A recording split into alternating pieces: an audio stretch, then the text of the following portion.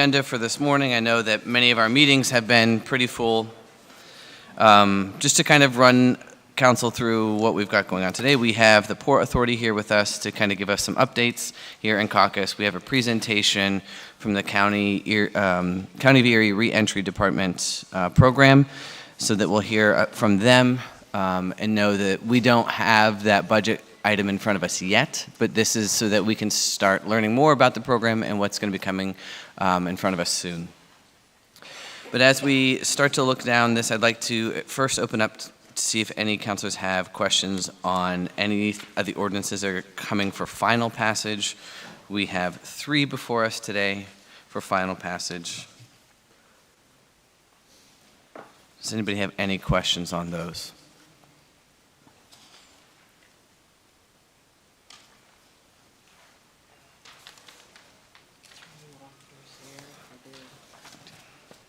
Yes, we do have Attorney Wachter here. If we do have any questions on things that we're going to see with the Water Authority.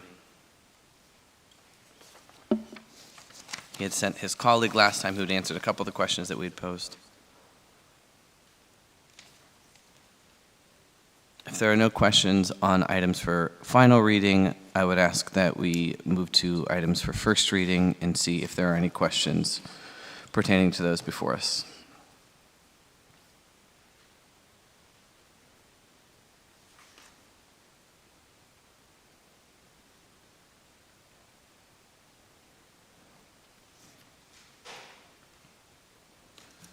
Items 4, 5, and 6 are the historic designations that we saw in the public hearings.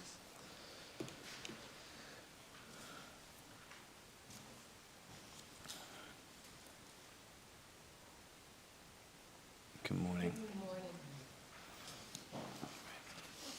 If council doesn't have any questions on those first readings, we can move on to new business, as there is no old business items.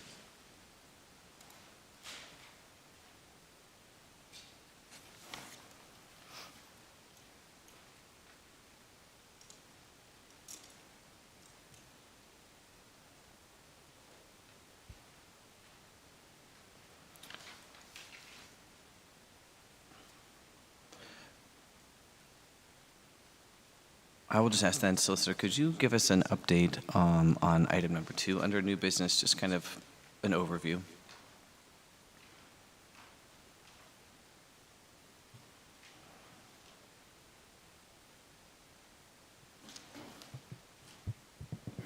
I actually don't know what that is. I think that's from the Planning Commission. I think they need okay. to. I think there's something that came from the Planning Commission that you guys need to schedule a public hearing for. Is my understanding. Okay. So I think, but it doesn't say because that you guys need to schedule a public hearing. That's why it's part of my confusion.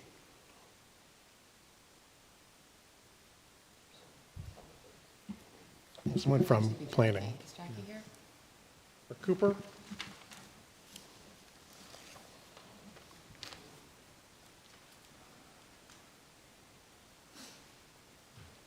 I think that's what that is.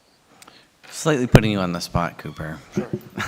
We're looking at new business item number 2. It's a resolution for the plan revision for the new land development resolution of Council of the City of Erie County, Pennsylvania. It's the Arc Terrace project, Cooper, and it's about the sewer tap-ins. Do you have any information on that? I don't. We've been meeting with them to address some concerns from the Engineering Bureau, and they've committed to making any adjustments that are needed.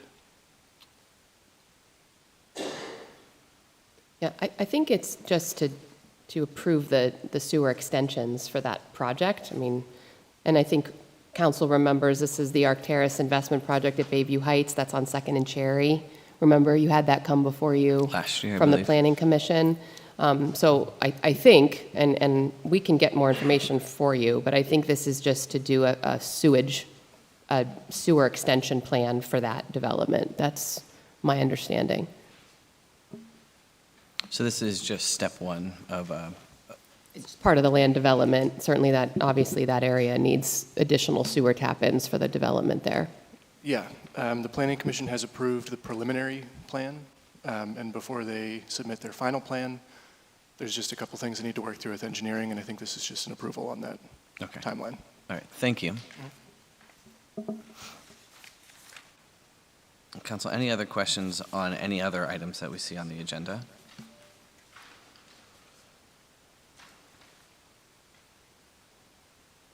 Then, Mayor, I do have, if we could just give a brief update. We had tabled, excuse me, the security contract, and I did see that there was some discussion in a meeting. If we could just get a brief update on where that is. Sure, thank you. So at your last meeting, I believe, given the budget concerns we face, I think everyone is paying a lot of attention to every dime, which we appreciate. We're doing the same. Someone had noted, the cost of the current security contract for our security in the lobby had ended as of May 31st, and we had put it out to bid for a contract extension. We had received 3 bids, including the current company and another new company, but those were for 3-year contracts for security in the lobby at a pretty high price. I can't remember, but in the hundreds of thousands of dollars. So you, council, had asked that we table that we maybe look at that and understand if there was a less expensive way to do it. So what we ended up doing was we extended the contract with our current company in a month-to-month contract. So they were done May 31st, but we asked them to continue on a month-to-month basis to give us a minute to see whether there's a, honestly, cheaper way to do security in the lobby. So what we're asking, and just so council doesn't feel like this is a never-ending process, we'd like 3 months of that month-to-month with them to give us a minute to talk with you about what security could look like and how we might do that in a less expensive fashion. So instead of entering into a 3-year or 1-year agreement, we're just doing a month-to-month contract with them and asking you to give us space for 3 months to come back to you with a hopefully less expensive but still safe plan for building security. Thank you.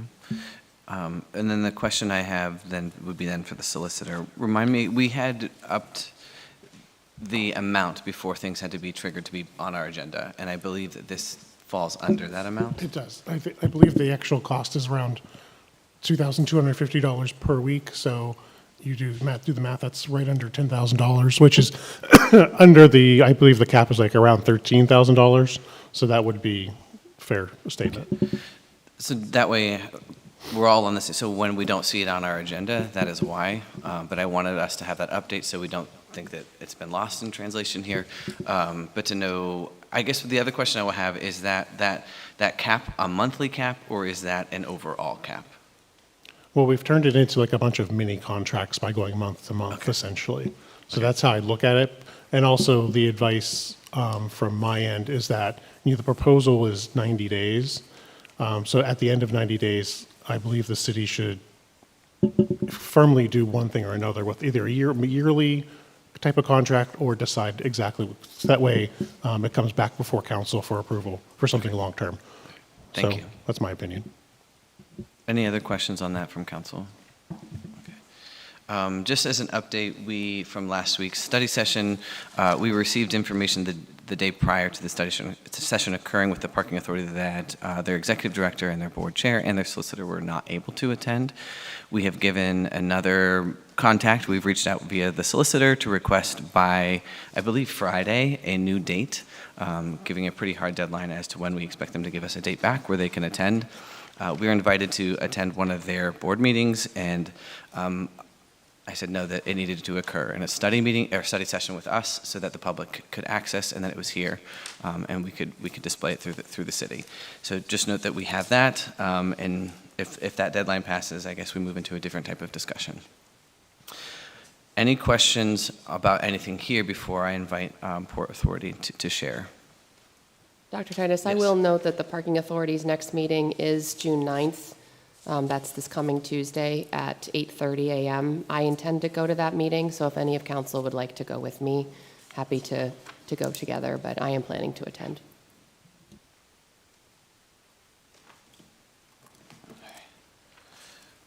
Then I will go ahead and invite the Port Authority to give us an update on the plan that we all have in front of us.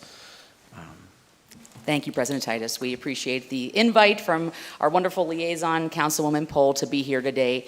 As many of you know, we do not have an ask by any means. We just wanted to review this, master plan refresh as we continue to work with the mayor, different aspects, of the waterfront. But before we begin, we have our CFO, Erica Knight, with us here. We have our Deputy Executive Director, Anna Franz. We have Board Member David Ulig with us as well. We're just excited here just to take a few moments to present this to you. But Councilman Horton, you know how I am, and I got to pay homage when I need to, and I want to make sure to pay that homage to you and all the time you spent with us, from being in the community, at the outreach we had over at East, and really being involved in this process. We thank you. Councilwoman Flores, we thank you as well for your community involvement in this process. And President Titus, our offer still stands. We're ready for you to come. We love when you come to fish, at the port, but we'd love to show you more about what we're about. And same to you, Councilman, Troop as well. Councilwoman Schaaf, we want to thank you too. As you see in the acknowledgments, we know you were heavily involved in the outreach. We know you and I have had some disagreements, and I appreciate Councilwoman Pohl for bringing you down to the port to have, further conversation to make sure we're on the same page, and I appreciate that. But again, Councilwoman Pohl, thank you so much for being our liaison and working with us every step of the way. I do have to pay one more bit of homage to our former liaison, Councilman Brzezinski. With that condemnation hearing we had, and your testimony talking about the East Side and the impact this has had on the youth growing up that are now adults living on the East Side, we really appreciate that. So without further ado, everyone knows how I am with the microphone. I won't keep talking, but we'll bring our Deputy Executive Director up to walk you through this master plan refresh very briefly. Thank you. Thank you, Julie, and thank you all for letting us give a very quick overview. There is a lot of information in this plan, and I'm going to do my best to give you just the high points here. So I might talk quick, but please know that you've got what is the executive summary of the document, the plan itself, in front of you, as well as the slides that we're going to be walking through. And then the full plan, as well as a very extensive appendices, is on our website. And I apologize. How do I advance? Oh, they don't think they pulled it up. Oh, okay. Well, then you've got it in front of you, Yeah. and you can just follow along there. So just a little explanation about the name. We called this document the Master Plan Refresh, a vision for the former Erie Coke site. That's because back in 2018, many of you are aware that the port did an extensive master plan for our facilities. At that time, the port did not own the former Erie Coke site. It was identified in that document as a goal, and with a lot of hard work, the port acquired the former Erie Coke site in 2024, which really gave us an opportunity to think creatively and strategically about how we might leverage that opportunity of 100 additional acres of land and 100 additional acres of water to better serve the community as a whole, as well as port facilities. So that's just an explanation for why we're calling this a refresh. Moving on to the second page, just a little context in terms of the history of the site, kind of where we are now and where we're headed. It's really, it's important to consider that there has been industrial activity on the Erie Coke site for 185 years. So this is a really important opportunity for Erie to think about what does the next 200 years look like for this site, for the waterfront, for Erie as a whole. So that's what this plan is designed to do. It's designed to really kind of reposition the waterfront area and this property in particular to support current and future needs. The planning process began in late 2024 with stakeholder meetings, and then continued with extensive public outreach as well as a lot of analysis, and then wrapped up just last month with the adoption of the plan by the Port Authority Board of Directors. Obviously, we can't totally see what's in the future. There's going to be unforeseen opportunities and challenges. We still are doing environmental testing. DEP is still on the ground there. So additional, questions and challenges will come to light. But the plan is really designed to just kind of create that framework and give us a path forward so that we can start the work of cleaning up and then eventually redeveloping the property. Moving on to the third page. So obviously the environmental challenges are at the top of everyone's mind. They are significant. We are so grateful to the Pennsylvania Department of Environmental Protection for being our true partner and spending extensive resources and time understanding the nature of the environmental challenges there, which, as we're all familiar with, have impacted the neighborhoods around the site. It's just of utmost priority that we address those challenges as we continue and think about redevelopment. So the plan includes a summary of the results that DEP has found in their testing. And that work, again, continues. We anticipate that DEP will produce what they call a remediation alternatives analysis, probably this year, which will help provide another layer of information and suggestions on how we move forward with cleanup. This plan helps them do that work because we're giving them information about what the community wants to see on that site. So it's a little bit of an iterative process, but the work is happening in tandem. Moving on to the next page, market and economic analyses. So the plan also takes a very close look at where we are with the Erie market and what is potential given current economic conditions on the site. There's an update to work that the port had done back in 2022 to revisit some understandings and assumptions based on shipping activity. There was a real estate demand analysis to understand what types of real estate are needed in different parts of Erie County based on growing industries. And then also there's a study of maritime activities, which hadn't really been done. And that study found that there's a $115 million generated annually by the fishing and boating industry here in the Erie region. So a lot of different pieces of that puzzle that are kind of combined in this document. The emphasis on the plan and the recommendations is not to identify one particular industry that would be a good fit for the site, but to really understand how the site might accommodate different types of industries, depending on where we're headed in Erie. And then also bringing in that community perspective. And then that community perspective, again, was so important to this process. So we had multiple levels of public outreach through the process. Many of you participated in those activities. Several hundred people involved throughout the planning work, either in person or online. We met at East Middle School, at ECAT, at the port office, at the Bayfront East Side Task Force. So we were kind of all over the place. And I will say that there wasn't necessarily one specific goal expressed by the community for the property, but there were themes that emerged. And those themes are discussed in detail in the planning document, as well as in the appendices. We have all of that input that is documented and attached to the plan. We heard very clearly a desire for open and natural spaces along the waterfront, opportunities for jobs, an increase to the tax base, and more waterfront recreation. So lots of different goals that I think we can kind of work together to fit in the property. And I will also say that this is not a one and done process. So a couple really important points here. Number one, we are continuing to collect feedback. There's a feedback link on our website. And then as we move forward with work, we certainly expect to be back out in the community, soliciting input and conversation as we move forward with different parts of the plan.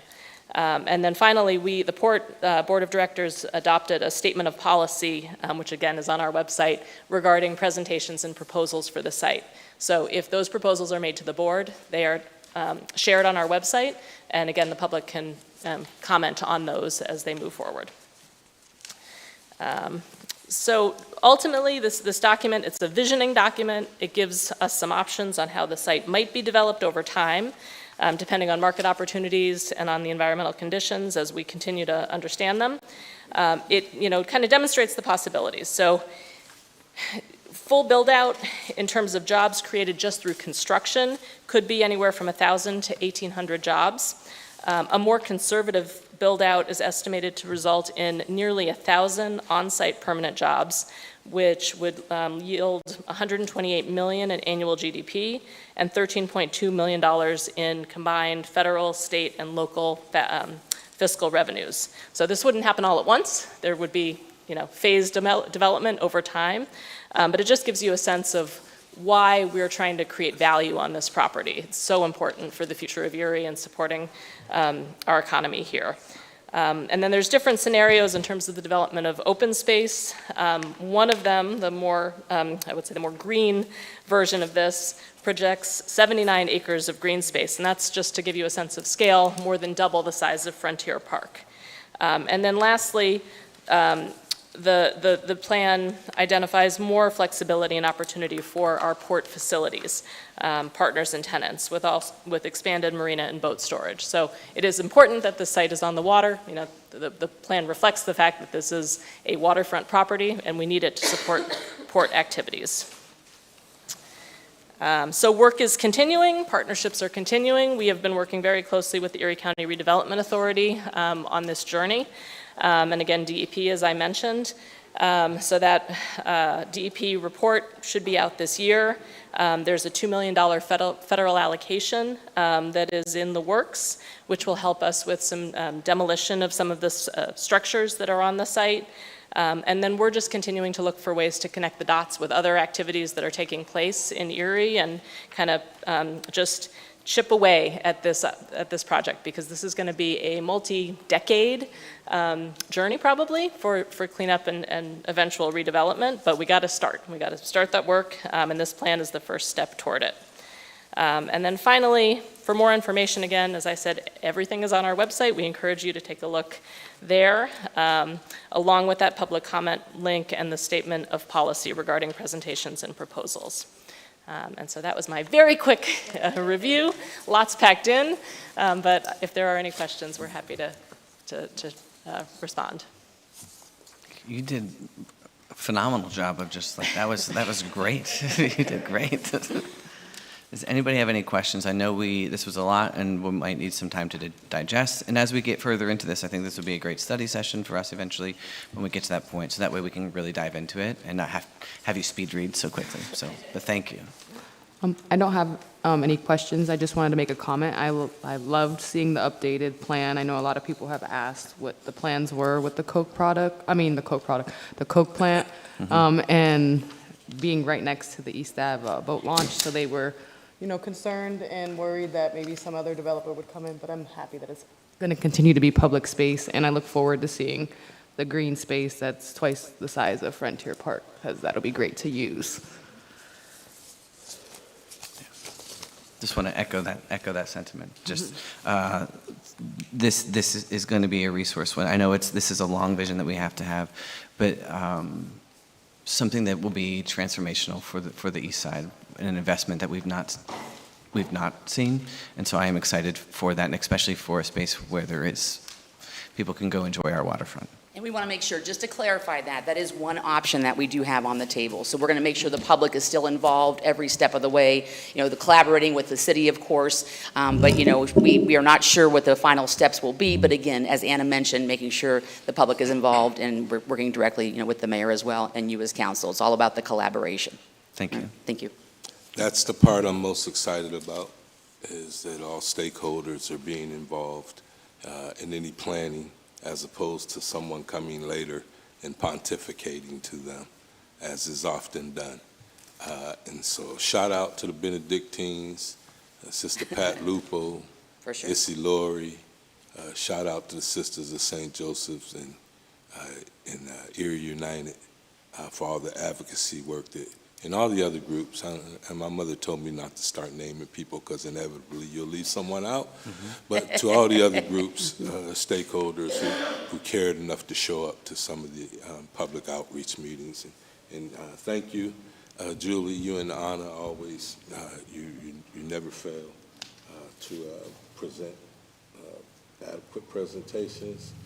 And I know the money part of it is always taking care of it, because they're concerned. You know that, Councilman, no doubt. You're not only for the work you're doing at the Port Authority on it, but for the work that you certainly did in our West Bay Forum. It was a privilege doing a lot of the phenomenal work, or witnessing a lot of the phenomenal work that you did when I was over at the county as the second rep. So thank you so much. Thank you. Thank Dr. you. Titus, I just want to add, I really want to commend the port. This took an incredible amount of courage and fortitude for the Port and the Redevelopment Authority to come together and act to, secure the site, and to do this on behalf, I think, of the citizens of Erie. That I was on the board of the Port at that time, and it was not an easy decision. So I really want to commend the Port and the Redevelopment Authority for that. And, the way that they've conducted themselves in the public, I think, is a model for others to follow. That, lots of community involvement, lots of checking back in, lots of ability to full transparency on websites with information. I think this is the way, particularly with a project of this magnitude. I think we really need to commend them and ask that other organizations and developments follow the lead that they've shown. So thank you. Thank you. Thank you for securing federal and state dollars along the way, too. That's so important. We have about 4 minutes before we head into our public meeting. Is there any other questions that we might want to ask?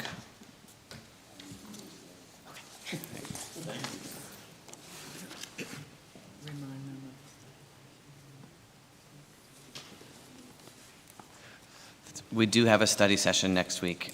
It will not be canceled. It will be moving forward, and that is on our parks. So just remember, next Thursday we will have that.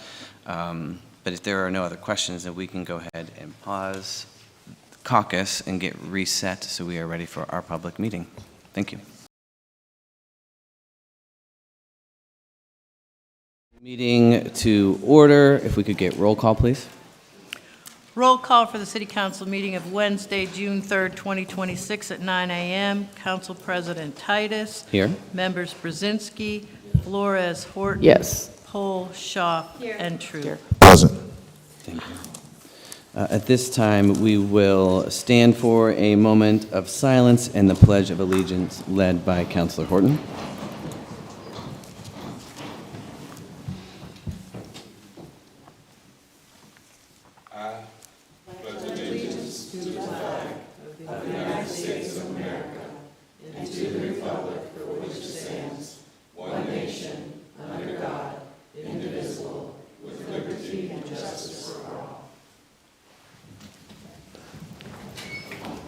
Motion to accept the minutes from the 5/20/26 City Council meeting and bills for payment on June 5th and 12th. Members Brzezinski. Flores. Yes. Horton. Pohl. Yes. Shaw. True. Yes. Titus. Yes. Just for the public to have a quick rundown of what we're doing. We have a presentation this morning. We have public comment. There was some confusion, I think, about the way the agenda was written this time, so I just wanted to clarify. We have executive session written under public comment. That will not occur until after public comment has concluded. So there's not going to be any disruption to public comment. That is after, and that's related to the issues here that we have, and I'll go over this again, but it's real estate property and personnel. But at this point, I will go ahead and welcome up our presentation this morning from Sheila Silman, the advisor and volunteer for the Reentry Program. Good morning, Council. My name is Bob Hess. I'm the current program manager for the Erie County Reentry Services and Support Alliance. This is Sheila Silman. She's the former ECRSSA director and a current volunteer. My goal today is to introduce our program to everybody up here. Ms. Silman will speak on some of the things that occurred prior to our program starting, and I will be happy to speak on everything about the program since we took it over on May 8th. Okay. So and then I guess to provide also a little bit of more context. So this will just be a brief presentation, knowing that we were going to have further conversations that expand from this, just so council is also aware too. So we'll be receiving information here, but this is just kind of the beginning of a conversation for all of us. So sorry. Thank you. Thank you, Dr. Titus. May I please introduce our staff that's here? Yeah. Okay, and we also have some of our advisory council that's here, and I'll just ask them to raise their hand. But if our staff would please stand. We have our case managers, Emily, Stacy, and Becky, and our client advocate, Craig. And then if our advisor, you guys can go ahead and sit, and if our advisory council members would please raise their hand. Great, very good. Thank you so very much. So we are so grateful, and thank you very much for the invitation. Do I just ask someone to move the slide, or do I have a clicker? Oh, right here it is. Thank you. Here you go. I'll let him do the work. So according to slide 1, very good. At the time of when we were starting our program and doing the research, we do have evidence-based research. This is the foundation of this program. Approximately 1,250 people were returning to the community. And as you can see, according to this, 40.2% were rearrested in 3 years. Of that number, they were reincarcerated within 3 years, with an overall recidivism rate of 50% within 3 years. And we knew we had to do something, so we had a strategy development. And do you have handouts with you? They were distributed to at least council in our emails. You do? So, yes. Okay, very good. So in 2013, Erie Together led and convened a group of stakeholders to explore the creation of a county-wide reentry strategy. And it's for all 3 levels of the criminal justice system: federal, state, and local criminal justice officials. We're there to help provide. And we also have faith-based representatives and also definitely former offenders. That we identified former offender challenges and goals and essential elements. We looked at successful elements elsewhere, particularly in Lancaster, and we developed recommendations from that. We also had focus groups with former offenders so that we could sit down and actually hear what was their concerns, what their barriers were. The overarching recommendations that we came up with is we wanted to serve kind of like as a one-stop shop. Previously, what the community had is that the individual went here, went there, dropped a urine here, dropped a urine there, and we were trying to help minimize the amount of effort an individual coming back would have to do to access service. Provide a necessary case management towards this particular individual focused on reentry, make appropriate service referrals, and help address any barrier challenge these individuals had. We came up with this mission statement that we would provide the support and the services to what we termed transitioning clients through an intentional network of the community, faith-based organizations in partnership with the criminal justice system. This was meant to work alongside with the criminal justice system, not for them to overshadow us, not for them to hang over us in any way, shape, or form. 2 things.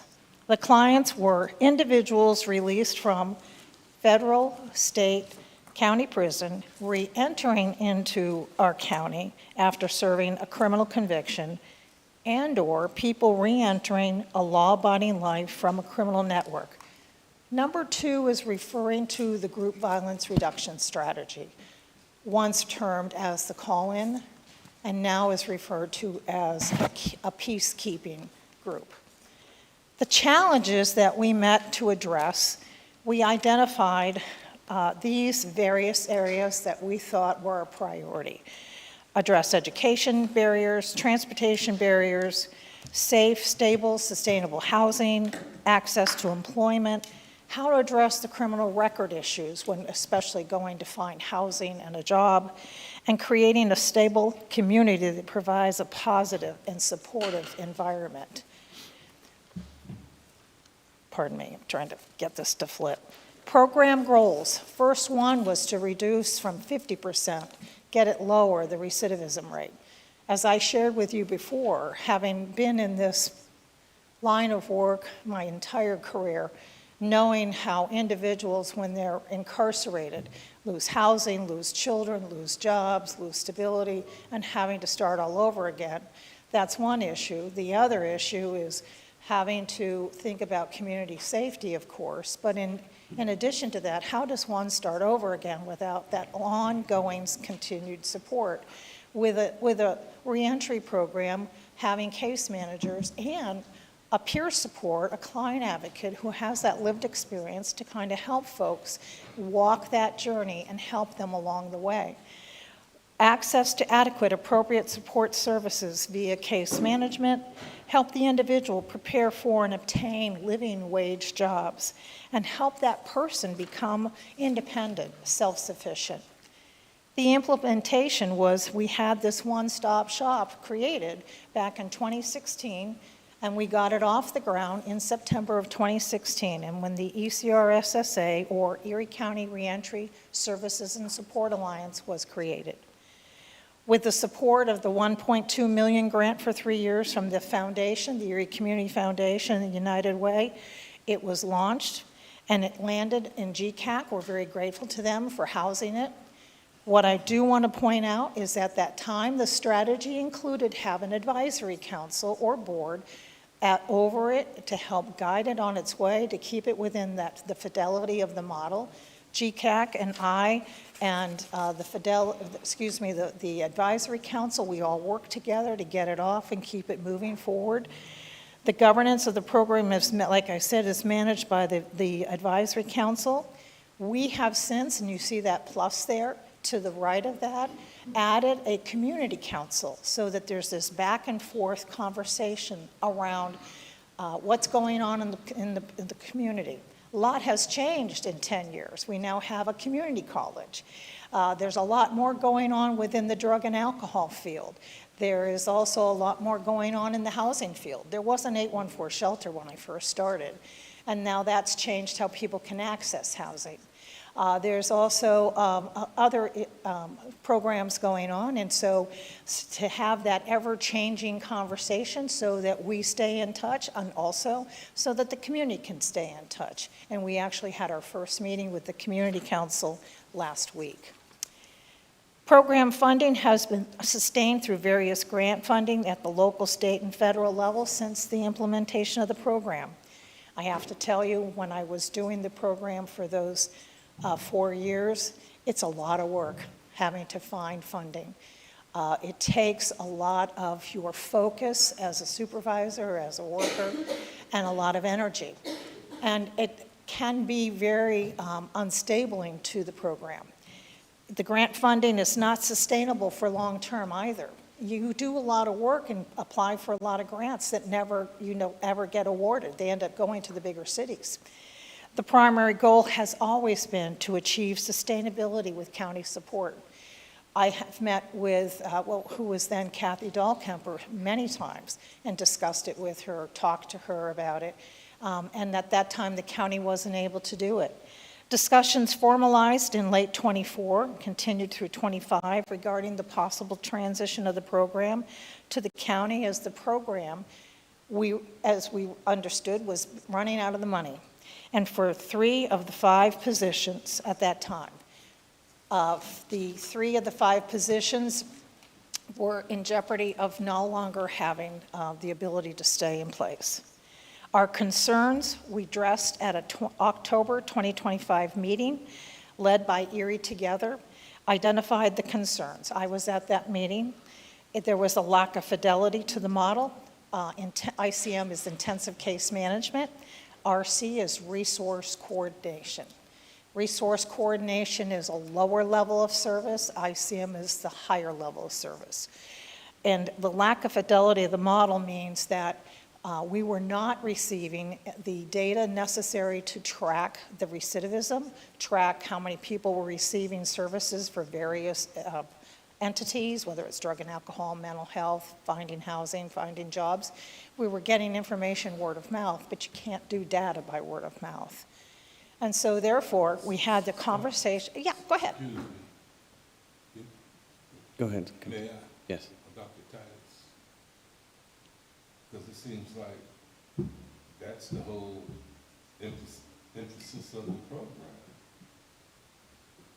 Everything I hear about here is best practices and data.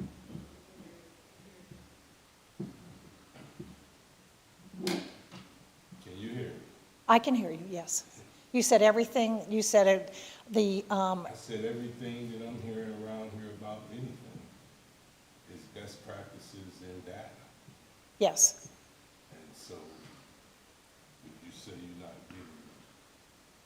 How long has this program gone on without data? How long has the program been going on? Without data collection? My understanding is since 2023. I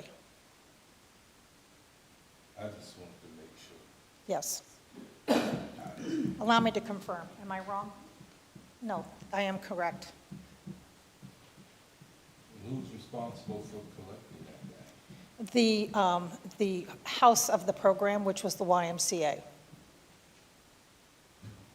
Now, allow me to This say, was all from 2016 yes. to 2023? Well, allow me to say this. Please. Okay, I want to be fair, and I want to be clear. The program transitioned from GCAC in 22 to the Y. At that time, they were utilizing the data collection that I had devised, which was simply a spreadsheet. We did not have a client data system where you could electronically go in and click, click, click the information in. It worked, though. The staff would go in and they would insert through numbering system how to insert the data, and it worked. I monitored it. I made sure they were doing what they were supposed to be doing. For 1,000 clients? Sir? For 1,000 clients? No. 1,000 clients is how many were coming back. No, we didn't have 1,000 clients. No, sir. Because that would seem Yeah, like yeah, that. you're being insane Because by right that. off the bat, No. that just says that's not unsustainable. I mean, I don't. Yeah. No, mean to- good question. I'm just, I don't Absolutely know. not. That was who was coming back to the community when we started the research back in 2013. At the time, let me look. So GCAC didn't collect data prior to the Y? GCAC did collect data prior to the Y. I was the one. Under the system that you were doing? Under the system I devised, correct. Yeah, with the spreadsheet. The spreadsheet. That spreadsheet followed to the Y. It fell apart when program managers shifted. After I left, a program manager was hired. That program manager left, and then another program manager was hired, and I was asked to come back and go in November of 23, to help train. I did about 3 weeks to maybe a month of training, but did not get to the point of being able to do that part of the training. They did not pick up any of the data and move forward with it from that point on. How do you propose, is the same system that you used aforementioned before? Is JCAT going to be the same data collecting system that you're going to do now? Well, what they did is they ended up purchasing a client electronic system, but the data was not being uploaded into the system. I don't Do I want to have that hinder right? conversation. I think that what I'm seeing there very quickly is that this is probably needs to be a study session where we can pull in for more conversation, more in depth. Sounds good. So let's go through this and then let's get something scheduled so that we can have time to collect, and then that way we can come in with more questions too. I don't have a problem doing that, but the problem that I would have with doing that is interruption of services. Thank you. And I don't know, because from where I'm sitting now, we don't have anything. No, we do. Okay. We do. Yeah, that Okay. is not the case. And then what will And come what we have now is the flip over from the different, the reprogramming of from our perspective, Yes, of the CDBG funds of the city's portion. yes, And so, okay. yes. We are in service. The program never ended. The Y stopped serving May 8th. He was hired April 21st, and actually, there was that transition. We actually had people coming up to him I'll let him speak to that, during that time. New staff has been hired. And do you want me to continue with this? Or would you Yeah. like to get to him? I'd like to go through the presentation. I'm sorry. No, No, you're okay. you're No, good. you're okay. Just to kind of keep us on track, because I Okay. do think that there's a lot of information. So if we could get through that overview, it'll give us a better indication of what we need to bring up in a more thorough study session. Okay. I'm happy to answer more detailed questions at another time if you want it. No, I Okay. apologize for taking you off That's track. okay. I'm just kind Thank of you. slow like that sometimes. You're not slow. They're good questions. Okay, so I'll go to no data to support reduction in recidivism, connections to services, or client success. Lack of communication with partners. Stakeholders identified no longer making referrals to the program due to various issues. And part of that was, part of the goal of our program is to do pre-entry. In other words, go into the institutions prior, meet the individual, and come out. There was an issue around that. Data was not being submitted for evaluation while a new data system was put in place, here we go, July of 25. Data was not provided until September of 25 was incomplete. Of the data that was submitted, less than 7% of referrals were coming from jails and prisons, meaning no pre-entry services. Needs identified among clients were low, did not align with growing needs expressed by community stakeholders. The program was identifying less than 9% of clients having substance misuse issues, less than 12% having mental health issues. I want to just kind of say this real quick. We have percentages here, but whenever you look at data, you also want to have numbers, and we, during those detailed meetings, can provide actual numbers.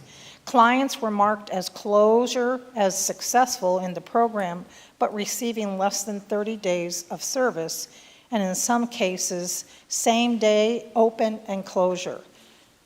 That's really, I don't know what that means. Did the person just come in and get a bus pass? Did the person just come in and get access to one thing?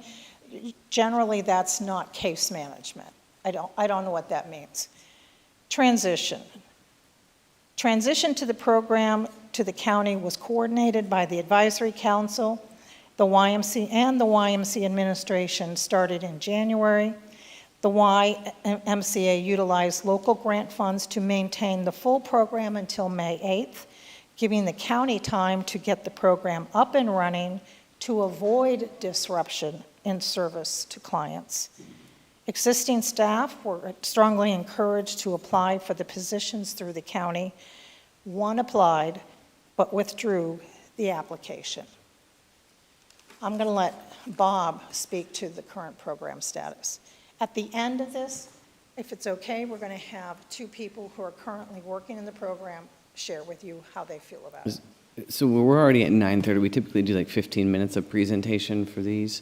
I want to hear, but like if we could just kind of get it a little bit more brief. Okay. So thank you. Okay, you tell us what you That way I don't want to cut anybody off and not take away a platform, but I also want to make sure we get into the public comment and keep us on track. We'll cut out the last two slides. Go ahead. Yeah, that's fine. So current program status, we're at the same location, 1631 Sassafras Street, same phone number since January 2025. We're centrally located on a bus line, which gives people access to our building and facility. The program, as we mentioned before, is fully staffed now with myself, 3 caseworkers, and a client advocate. And the majority of our staff do have lived experience. So since I've been there in the last 30 days with my transition, some of the things that I've accomplished is we've reconnected and reestablished with certain entities in Erie, such as CareerLink, Erie County Drug and Alcohol, Pyramid Healthcare, UPMC Safe Harbor, GCAC, Community Health Net, the Veteran Hospital, and there's more to that. Erie County Drug and Alcohol and CareerLink have staffing in our office 1 time per week. That's pursuant to our one-stop shop model. We want to have everybody that is interested in being in our building there, so it's easy for our clients to maintain services from them. We've also made connections with employers beyond TEP agencies. I met with WavePoint, McCarty Printing, and Don John. They were absolutely willing to take reentry clients. So we don't always have to use a temp agency. This will be a better opportunity for those clients. And we actually added 2 more employers last week. Diaz Spring Service and Erie Plating Company are also interested in helping us as well. I've also reestablished our relationship with SCI Albion, the PA Community Corrections Center, Erie County Prison, and Federal Probation. We went over our referral process and really started to set up our pre-entry processes, which is really important to our program. ECRSSA and adult probation. The county funding for the ECRSSA is in the budget under Erie County Adult Probation Department. The ECRSSA is not being run by adult probation. We are completely separate entities and have different purposes and completely separate staff. There's no probation officers that are employed in the reentry program. We do have a memorandum of understanding that is formally in place that outlines the expectations and confidentiality around information sharing between the two entities to protect clients' rights to privacy and to ensure the ECRSSA maintains its purpose of connecting individuals with the support that they need. So we will not share that information with their probation officer unless they want us to. Our delivery model, the caseworker does not just provide referral phone numbers. They open the door, initiate the phone call, make the introduction, accompany clients, clear the barriers for individuals to connect directly with resources. Our caseworkers also have the ability to meet the client in the community if they are not comfortable coming into our building. Again, our goal for caseworkers is to meet the clients prior to them being released in the community. And the point of that is just to optimize, plan and optimize individual success during that transition. As we know, the greatest risk for recidivism is within the first year of release. So our goal really is to see these people 30 to 60 days prior to them getting to the streets. I know yesterday, real quickly, I was at SCI Albion. There is somebody who was incarcerated for 20 years who maxes out a sentence, and he is returning back to Erie shortly. So what our goal is right now is to have services ready for when he comes to Erie so he has some support. You want to speak on this part? These are just how it looks to have the person surrounded to help get them out. Client advocate, a community mentor, the caseworker. Go ahead, get to the next one for the sake of time. These are services around it. IS is intensive support. The other one is the SS does supportive services. And then the kind of things that we can get around to them. Go ahead. And then just transforming lives through the program. I mean, we've been doing this since 2016. And just let me say just real quick, when it went to the Y, that was the goal as well. The issue is it got off the fidelity of the model. Allow us, if we can, to bring up two people who are working here. Craig, if you want to come up, please. He's our client advocate. Wouldn't mind share your thoughts on why you decided to apply and want to work. I decided to come to the program because of a lot of individuals in the community. I'm a barber for one, so I run into a lot of individuals that are recently released. They know that I have had issues years ago, so they watch me navigate, and they just want to know what I did and to navigate and to make it to where I am now. And I share those experiences with them, and that seems to help. None of them seem to care about who's over the program or the politics involved with it. That doesn't matter. Do the resources work? Are they there? Help me navigate through them, and that's what I do. I'm a client advocate, and that's what I do. I advocate on behalf of the transitioning clients, the men returning home. All the other stuff, I leave it to the people who it's their job to do that. Thank you. Thank you. We have one of our caseworkers too, if you mind. Hi, my name is Becky. I'm a caseworker with the reentry program. I went to the reentry program because I was working as a certified recovery specialist because I have my own lived experience in addiction and mental health and starting my life over from absolutely nothing, losing my kids and trying to come back. I was not incarcerated, but my father and my uncle were for most of my life, and I know that if they would have had someone like me, they might have been there a little bit more.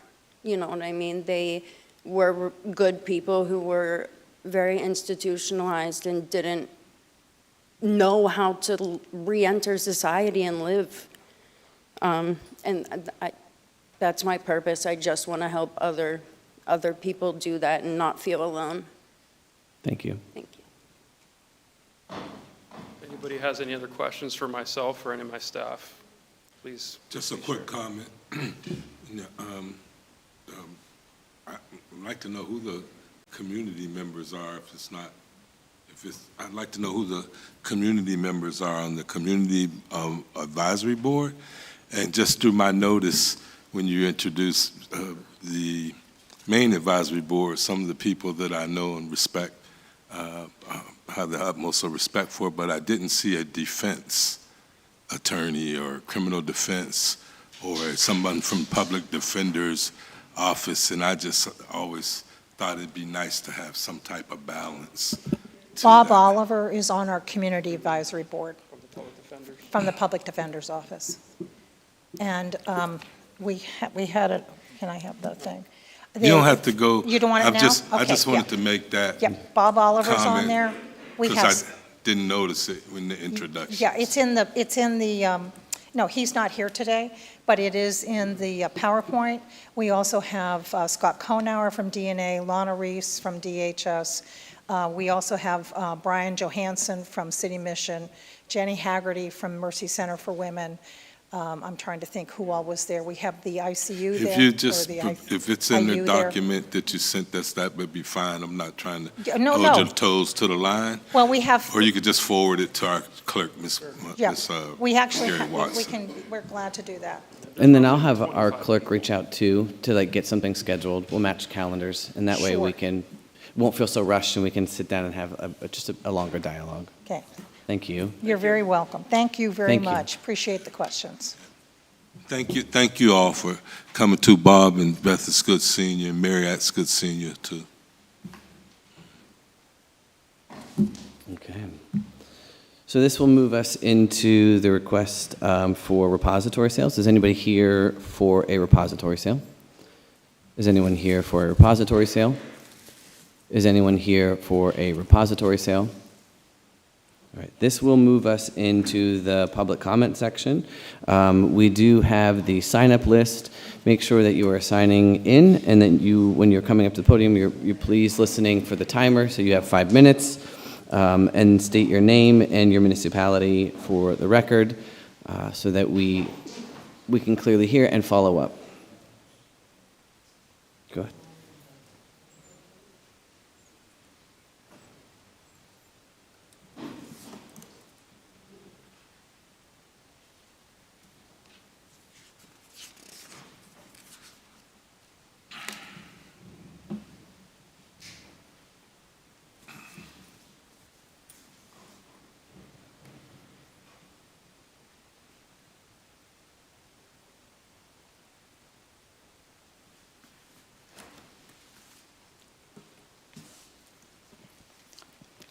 Elizabeth Stanton, Harbor Creek.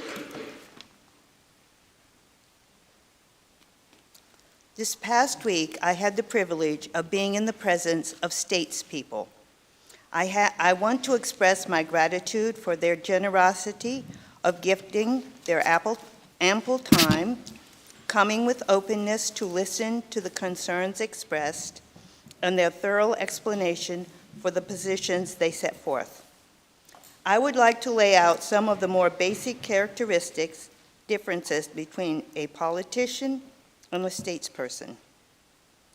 A politician's focus is to win elections, public approval, and partisan support, whereas a statesperson's focus is the long-term welfare of their constituents and future generations.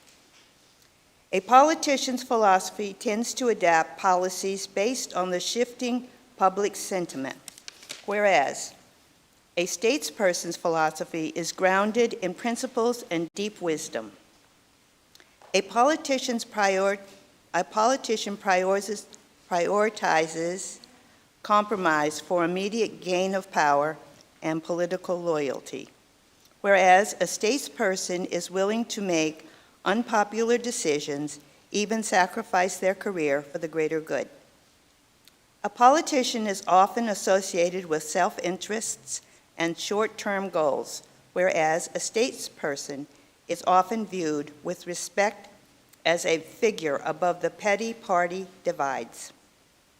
Dr. Titus, as president of Erie City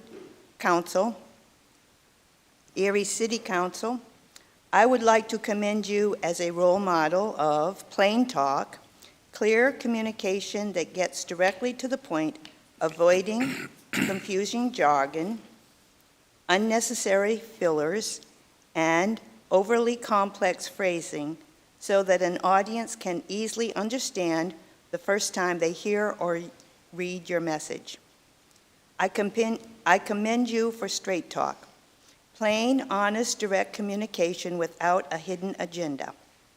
I commend you for power sharing, decision-making designed to prevent concentration of power in a single entity and which promotes inclusivity. I commend you for ethical transparency, openly sharing truth and relevant information about the decision processes and actions.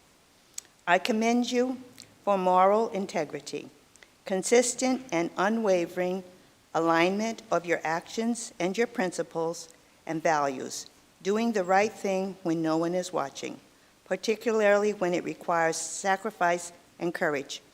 Thank you, Dr. Titus, for your statesperson's leadership. Thank you.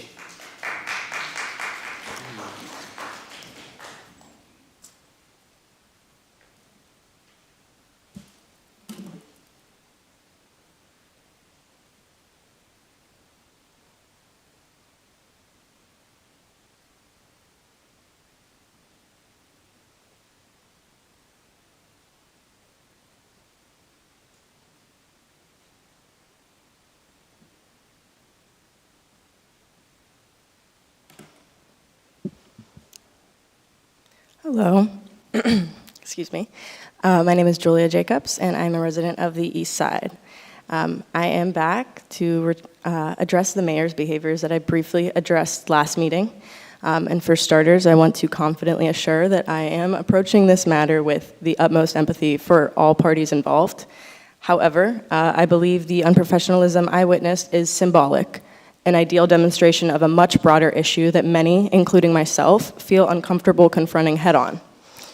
I speak as somebody who's spent considerable time and energy reflecting on my own cognitive bias, unlearning stereotypes I've been taught from an early age, and deconstructing prejudice attitudes I was conditioned to hold. It's silly to assume that my goal for those of us guilty of ignorance is to hide and shame ourselves. Shame is scientifically not productive. My intention is not to cast shame, but rather to advocate for the residents who have been continuously shamed and ignored. Constituents' demands for accountability are not equivalent to aggression. These are the uncomfortable conversations you campaigned on confronting with care and integrity. I appreciate Dr. Titus's mention that events which we as community want government officials to attend should be forwarded to clerk for easier distribution of info. However, I'm not here because of a single incident lacking professionalism.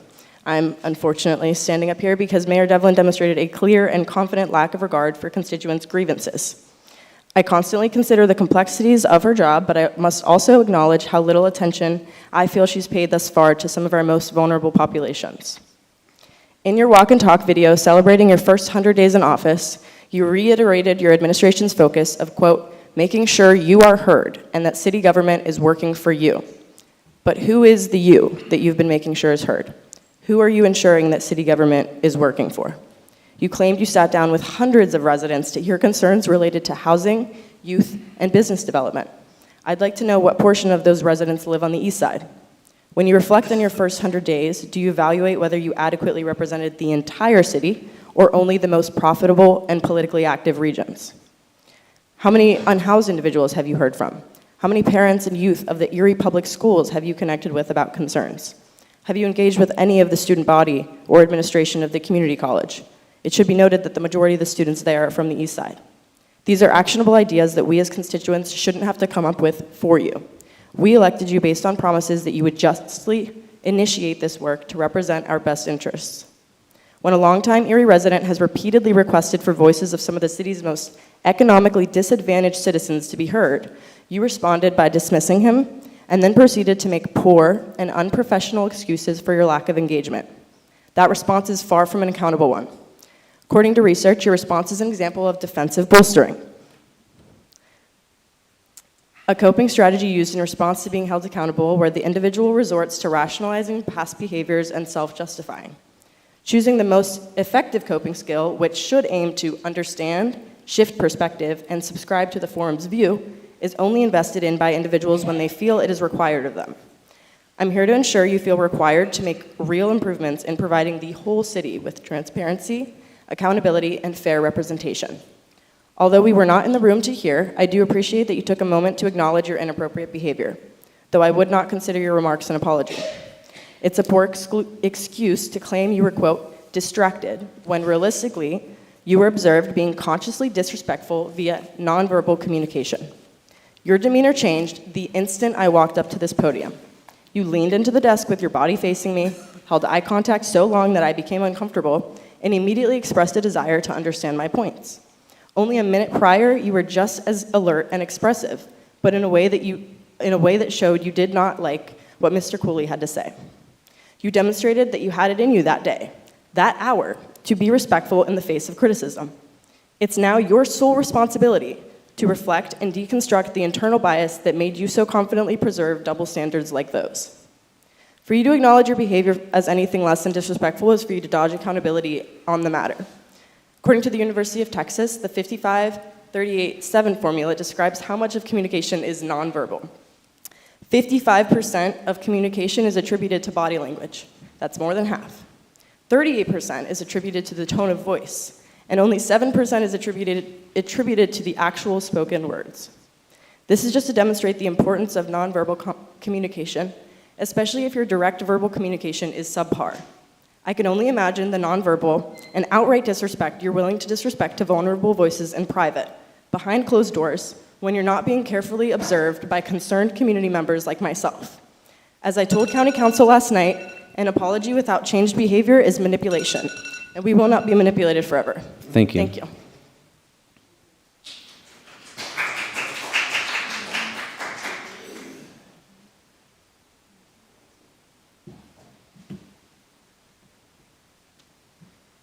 Good morning. I have signed in previously. My name is Gary Konancic. I'm a long-term resident of the city of Erie and sort of have a few comments about rental registration. None of the details. What I wanted to say to the mayor and to you is that we like the way things are going. The mayor met with you back on the 9th of August. She came to an apartment association meeting a few weeks ago, provided an update. And I think there's true communication, and I think there's great opportunity for collaboration so that as we move forward, it's a product that there's neither a room full of people objecting or a legal process, which none of us benefit from. So I want to commend the mayor for beginning the process of communication and look forward to collaborating with the members of the board of the Apartment Association, of which there are 1,150, by the way. They're meaningful, and the stereotype of the negative landlord is accurate in a very minor portion of the rental ownership of apartment association member. Thank you. Thank you.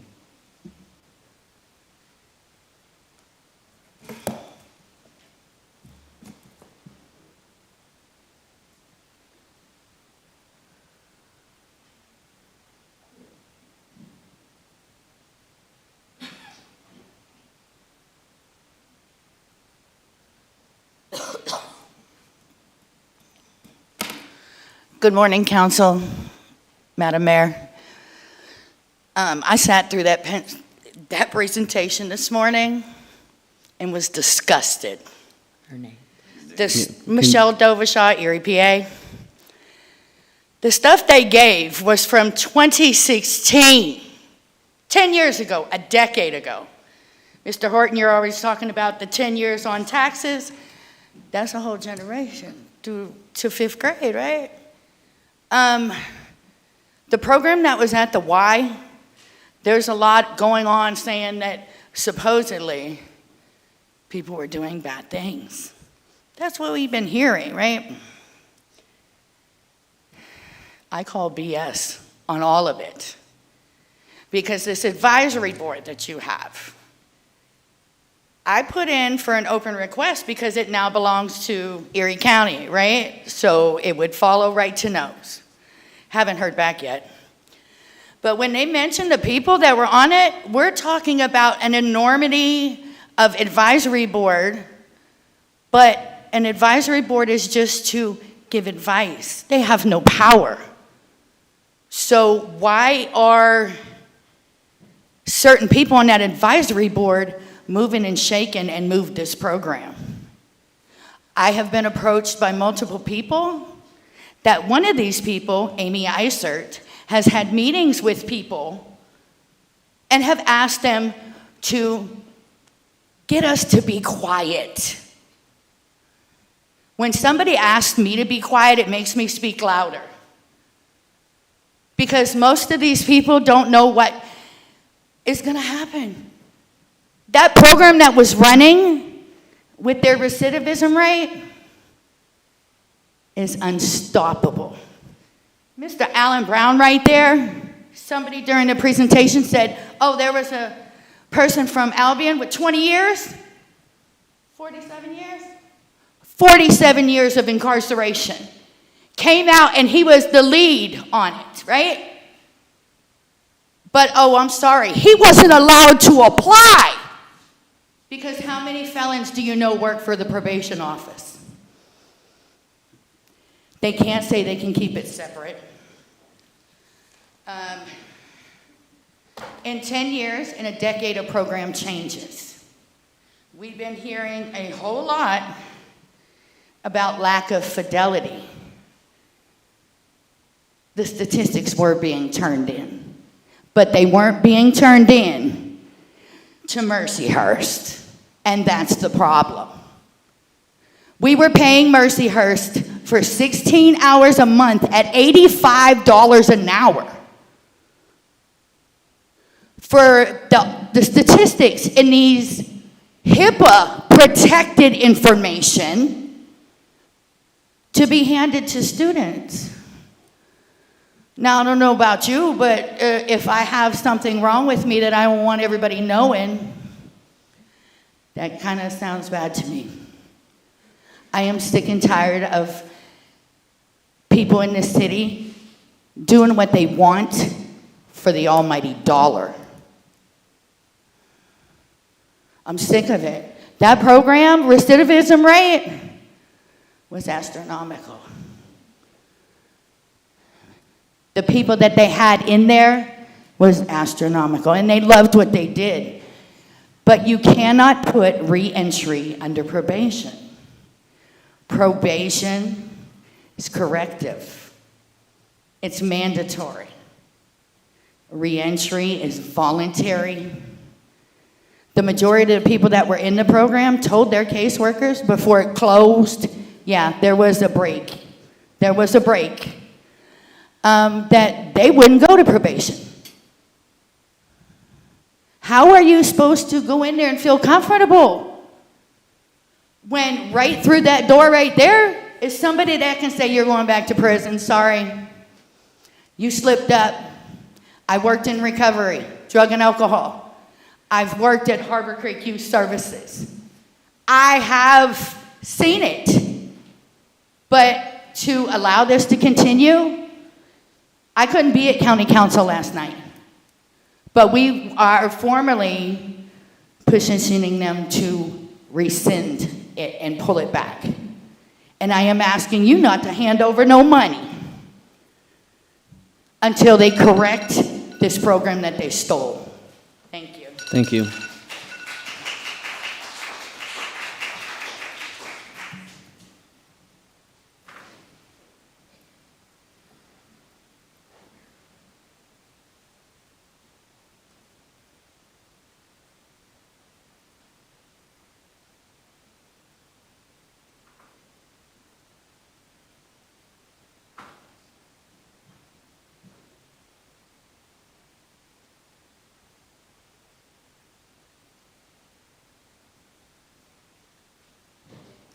Hello, Michael Keys, Erie, Pennsylvania. Couple topics now, real quick. One, it is my hope that the new reentry program is successful, but I will say that the statistics that they showed about half the people going back to prison or going back to jail, those are their statistics. Those are the county statistics who already manages probation and parole in our community. Those are their statistics where half the people are failing. And now we put this program under the umbrella of a program where half the people are failing and we're supposed to get better results. And the data that I hear, which I can't confirm, say that the recidivism rate was like 1/4 of what it is in the county in this program. And so that's why this program was so critical. I took some time while I was in the audience to look up Erie Together. I viewed a room of 27 white people. Okay. According to the last client advocate, up to 75% of these people we are dealing with come from a culturally background. And so it's not just about the program, it's whether the people you have hired are culturally competent to manage the people that they are supposed to manage. And I have to say, probably not. And I don't know you. But we do know that representation matters. There's studies that if a black kid has a black teacher, he's 60 times more likely to graduate from high school. So if you say that it's transferable, that if you have people who look like you, trying to help you, working with you, not just at the client level, but at the case management level, you're gonna do a better job. It's gonna be more successful. And what I do object to is where we can get a room where there's 26 white people who claim that they represent this city and decide that they want to make policy for people who don't even look like them. It's sad. But one of the other reasons I come here was to talk about the marketplace. If it's not going to be a go, I was in contact with the former Erie Events director back when he was still there, and we were talking about rebuilding the Roger Young Park. Little known trivia, Casey Wells' first job after college was being the director of the Roger Young Park and Pool. And we talked about how if we built it up, that the Erie Events could take over managing it. And it was just initial conversations, and it didn't go very far because the last administration were not sold out on the idea of upgrading that. But I say if the Market House is not going in, maybe something acceptable would be a recreational and sports facility on the east side at the Roger Young, someplace that will get in something for the actual people. And I think that was the biggest thing for the people, was that they didn't feel like how this Market House was any help or any assistance to them. And so I would ask the mayor to look into that possibility, that if the money's not going to be used there, that we can build a sports and recreational complex that rivals those that we can find outside our cities, and our kids don't have to drive or bus themselves in order to take part in those amenities. Thank you. Thank you.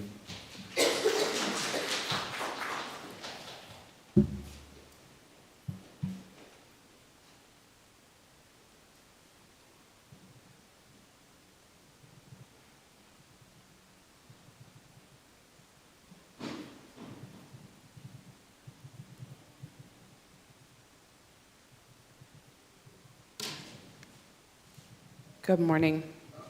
Jennifer Kennedy, city resident. Here to speak on behalf of ECR SSA.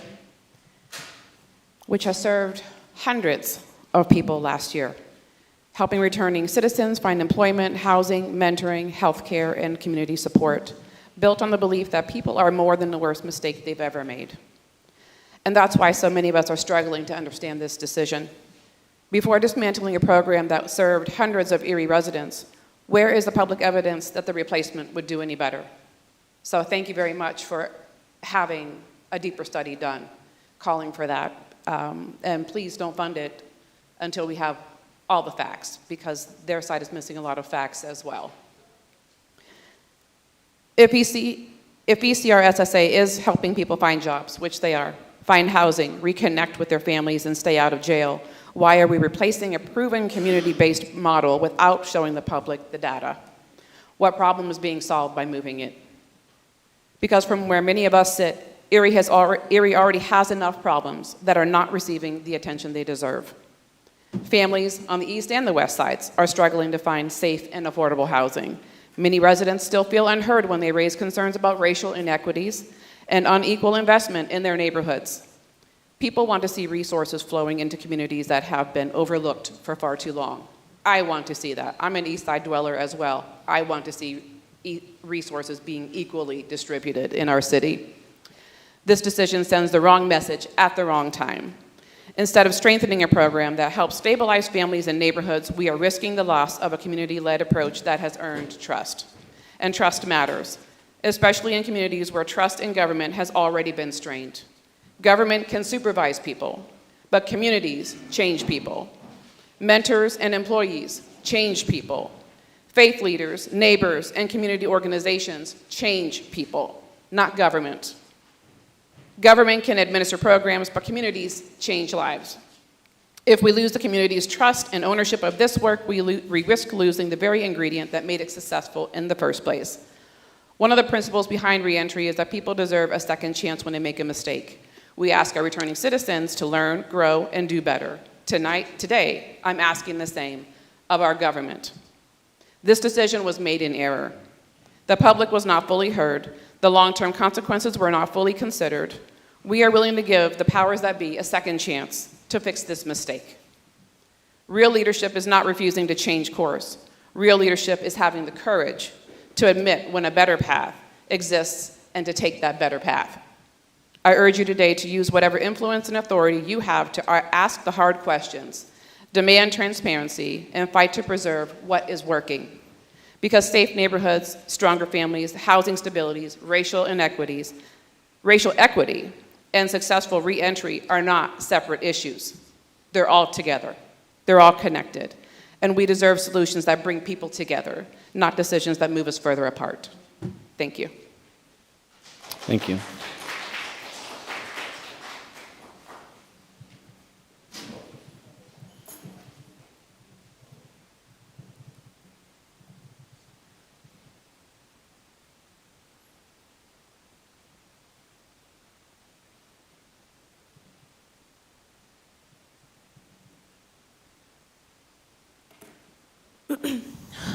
Martha Wachuku, City of Erie. Good morning, Council. Good morning, Mayor.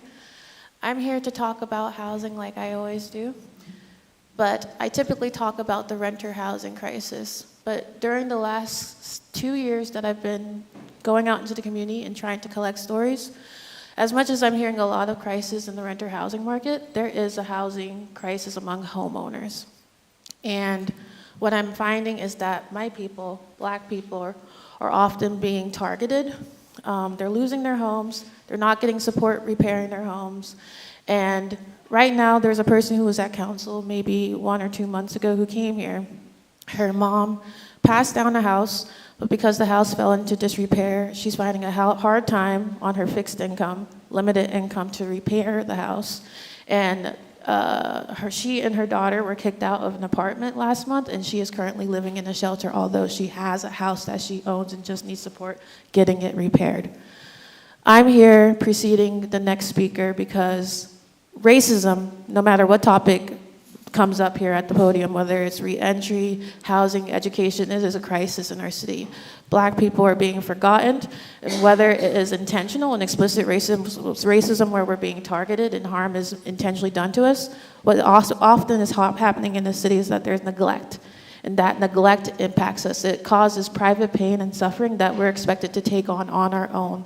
And so I've asked the next speaker to come out and make their private pain public, hoping that you as council or you as the mayor or the broader community hears what happened to them and can provide support and find some way to create some resolution, because it is not right for homeowners to have their property taken away and be put into the terrible housing, the renter housing market that we have that is limited and expensive.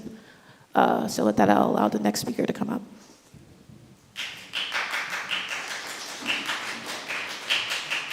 Morning, Council, Madam Mayor. My name is John Coker. Just one moment, please. Sorry, this is my first time doing this, so I'm kind of nervous. Okay, I have prepared a statement that I would like to share with all of you today. Good morning, members of City Council. My name is John Coker, and I'm a lifelong resident of Erie, Pennsylvania, as are my parents, Gina Foster Coker and the late Kenneth Coker. I'm coming before you today on behalf of myself, my mother, who could not be here today, and my late grandparents, John and Gwendolyn Hardin Foster. I'm here to share a difficult situation that my family has been facing for the past year and a half. My grandparents purchased their home at 321 East 6th Street in 1981. Their home was completely paid off and had been in our family ever since. And it has, it has been one of the only 2 homes that I've ever lived in.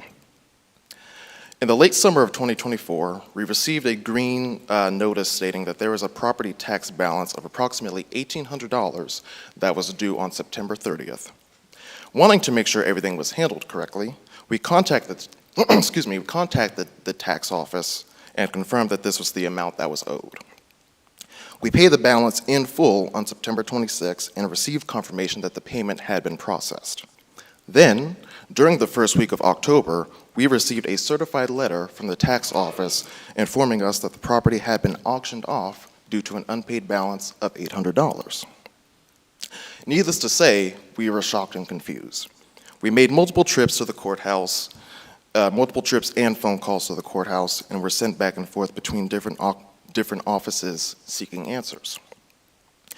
We were informed that there was a limited time period in which the sale could be contested. However, there was another complication. The property was not in my mother's name. It belonged to my grandparents, John and Gwendolyn Foster. My mother also did not have power of attorney and therefore did not have the legal authority to challenge the sale herself. The responsibility to fight the case would have fallen upon my grandfather, who was still of sound mind, John Foster. Unfortunately, at that same exact time, my grandfather suffered a severe heart attack at the age of 90 years old, in November 2024, he was hospitalized and eventually passed away in January of 2025. Through the generosity of our neighbor across the street, we were loaned $3,000 to retain an attorney. We consulted with lawyers and believed we had found a law firm willing to take our case. However, we later discovered that the individual who purchased the property at the tax sale was also being represented by that same law firm. Because of that conflict of interest, they were forced to withdraw from representing us. Even if they had remained on the case, our financial circumstances made things extremely difficult. My mother had been laid off from work and I was unemployed at the time. The costs associated with a prolonged legal battle were simply beyond our means. At one point, we attended a court hearing seeking an extension of a grace period on the hopes of buying more time to resolve the situation. The circumstances surrounding the case were so unusual that the gentleman briefing the judge on the matters before the court remarked something to the effect of, quote, "Your Honor, in all my years of doing this, I have never seen so many people here for such reasons," end quote. Between the difficulty of securing legal representation, our financial hardships, countless trips to the courthouse, my grandfather's declining health and eventual passing, we did not have the resources or ability to continue fighting the case, and we were left with no other option but to let the house go. Where am I? After the sale, we were able to work out a lease agreement with the purchaser of the house so that we could remain in our home.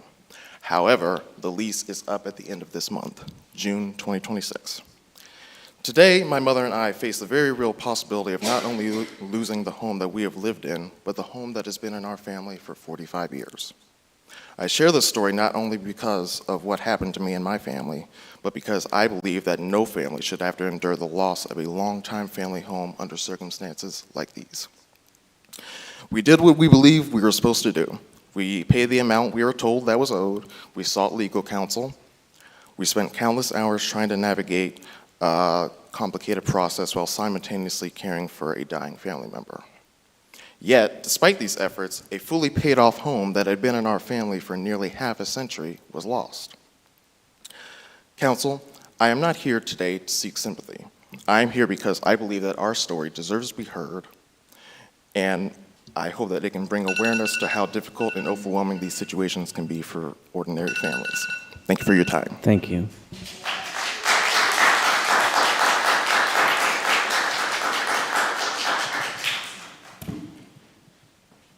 Good morning. My name is Deontay Cooley, lifelong Erie resident. I got a couple of different things to say. As far as like the reentry thing, like we literally just sat here for half an hour longer watching a presentation about reentry. This is not the first time it's been a thing. It's been a thing at the county council meetings, city council meetings, so on and so forth. From what I'm hearing, the program is still existing, but even like what blows my mind, what really truly blows my mind is when we're advocating for helping people, and we're talking about the population, that, where are the people? Where are the people who are receiving these services and the reenters? We don't know if this program is beneficial. We don't know if this program is not beneficial because what we are not hearing from is the people who are actually receiving these services. While we're not hearing from these people, we're taking up time, we're using resources to where our city council building is turning into a courthouse. To where it's like, okay, now we're asking questions and we're trying to figure out all of these things. And what I'm seeing is, guess pretty much from what I'm hearing is they're saying the program is still running. They're bringing people saying we're running the program. They brought Craig's brother. This is my brother. I know his story. So, you know, when you talk about having people advocate for these things and people who are actually from those backgrounds, I believe that that has been proven. On the flip side, I'm not seeing anybody who is saying, yes, we need these services, or yes, I've completed this program, or yes, I've graduated from this program. This is such a great program. And it's like, where's all of this concern coming from? It's only coming because an event was held at Mercyhurst University, and now it's like, oh, this is a popular thing. Because we haven't been hearing about the Community Review Board anymore. People aren't talking about that anymore. People aren't talking about the body cameras anymore. It seems like every single time that there's a trending subject and there's something that's popular on social media, we feed into it. And then what I'm also noticing is our local government is feeding into some of the Facebook stuff or the social media stuff because we want to save face. But again, I would ask the people who are advocating legitimately, where are the people that you are speaking for? Like, there has not been anybody who said, well, when I got out of jail, the ECRSSA has done these things for me. There's nobody that said, since this program has got shut down, my life has been horrible. So it's like, we're just arguing, we're fighting, and we're screaming, but there are legitimate, real concerns going on in our city. Because again, I speak for the betterment of black people. And when you think about, we've had public meetings about ECRSSA, public meetings about the Market House, public meetings about hotels. But again, Michael Keys came up here and spoke about the Roger Young Park. Can we have a public meeting about the Roger Young Park? Can we have a public meeting about the East Side? Can we talk about some of the investments that are going to come there? Because I see Ryan Bizzaro I don't need no cops because I want to be able to go. I see Ryan Bizzaro just invested some money in the downtown Erie. Can we get an investment on the East Side? Can we get some investments in our community centers? You guys toured the community centers. I remember the one summer when Ms. Flores was the president, and she was gracious enough to host council meetings at those community centers. But in the process of us going to those community centers, we see the conditions of those community centers. I grew up attending those community centers, eating from the free lunch in the park. I learned how to play tennis from being a participant in Holy Trinity at the Columbus Park. But again, we're not thinking about this stuff. Spoons Court, the court is perfect. You look at McKinley Park, it's cracks all in the sidewalk. I mean, you can't play basketball there. There's no tennis nets. The Roger Young is a mess, and those are places that we frequent on the east side. If you look at Broad Street, all of those, there's a whole business district of stuff that's just shut down. And there seems to be no concern for where poor people are living, where black people are living. And another thing,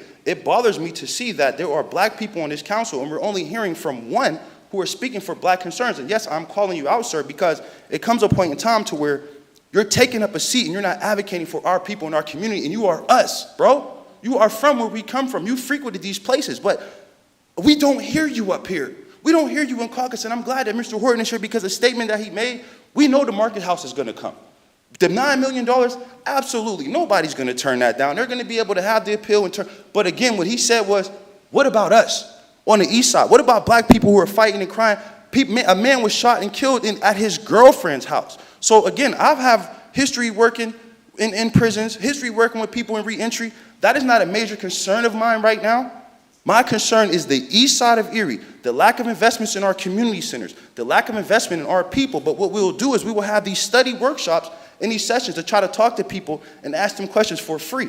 But then when we want solutions, we'll pay these consulting agencies to come into our city and figure out the problems. So why can't we invest in the people who actually live here, who see the problems, who are solving the problems? Why can't we get 30 minutes in this room with slideshows and all of that and your full attention? Why can't public comments be stopped about black, poor people who want to thrive and who want to survive in our city? All of us aren't criminals. All of us aren't bad people. There are successful, educated black people, and I'm tired of seeing public meetings and people coming down here screaming. When Gary comes down here with his kids, and I'm going to go over my father. When Gary comes down here, he brings a whole new American community. When the apartment association comes down here, they bring their landlords. When Marty comes down here for the unhoused community, she brings people. I don't see the re-entrance that you guys are talking about, but y'all down here screaming, wasting people's time while poor black people are continuously being poor, and you guys' attention are being taken away from issues on the east side because we are crying and complaining about people who aren't even coming to speak up for themselves. They brought their support. Bring yours, or please stop wasting our time. Let's help poor black people. Thank you.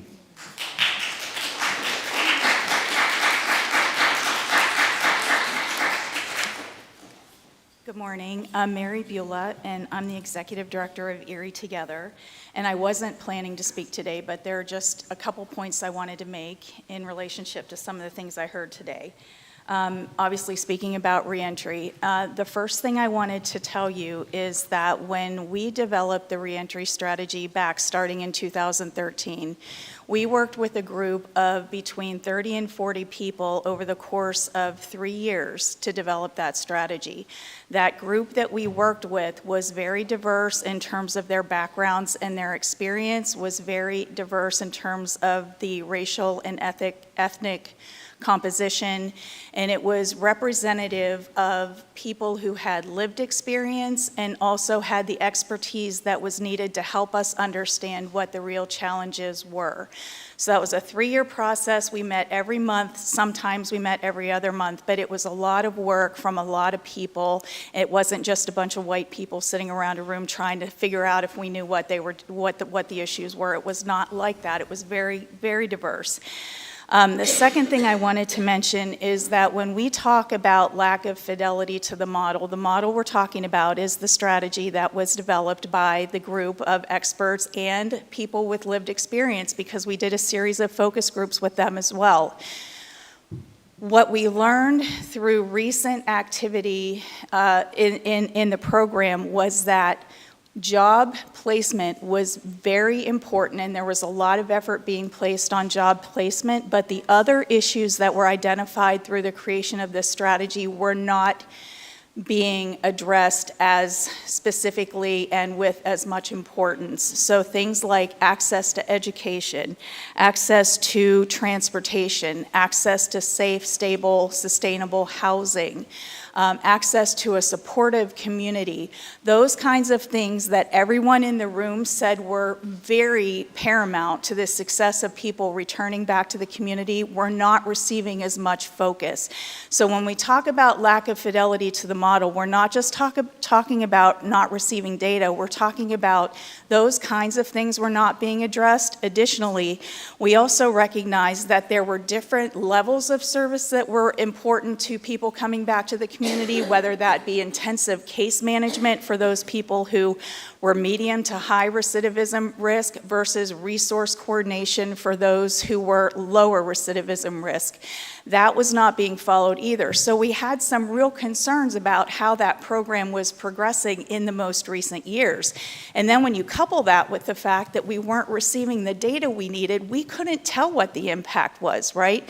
We knew where there were job placements, but what about the rest of it? It is a holistic approach that we needed to be following, and we weren't seeing that. When we transitioned the program over to the county, that gives us the benefit of having a stable situation financially, because we're chasing grant money for years. Very hard to do that. When you can't find the funding to support the services, you can't serve the clients, right? So when the program transitioned over to the county, I just wanted to note, this was a discussion that was happening in tandem with the YMCA for us to move this over. We coordinated that move with them. And what that did is it gives us the stability, but it also gives us the opportunity to make sure that we get back to that original model, which all of the experts and all of the people with lived experience said was important in terms of ensuring the success of people coming back. And we will have the opportunity now to collect the data that we need to determine if we're making an impact or whether we need to make changes. So thank you for having me. I'll sign in now. Thank you. Thank you.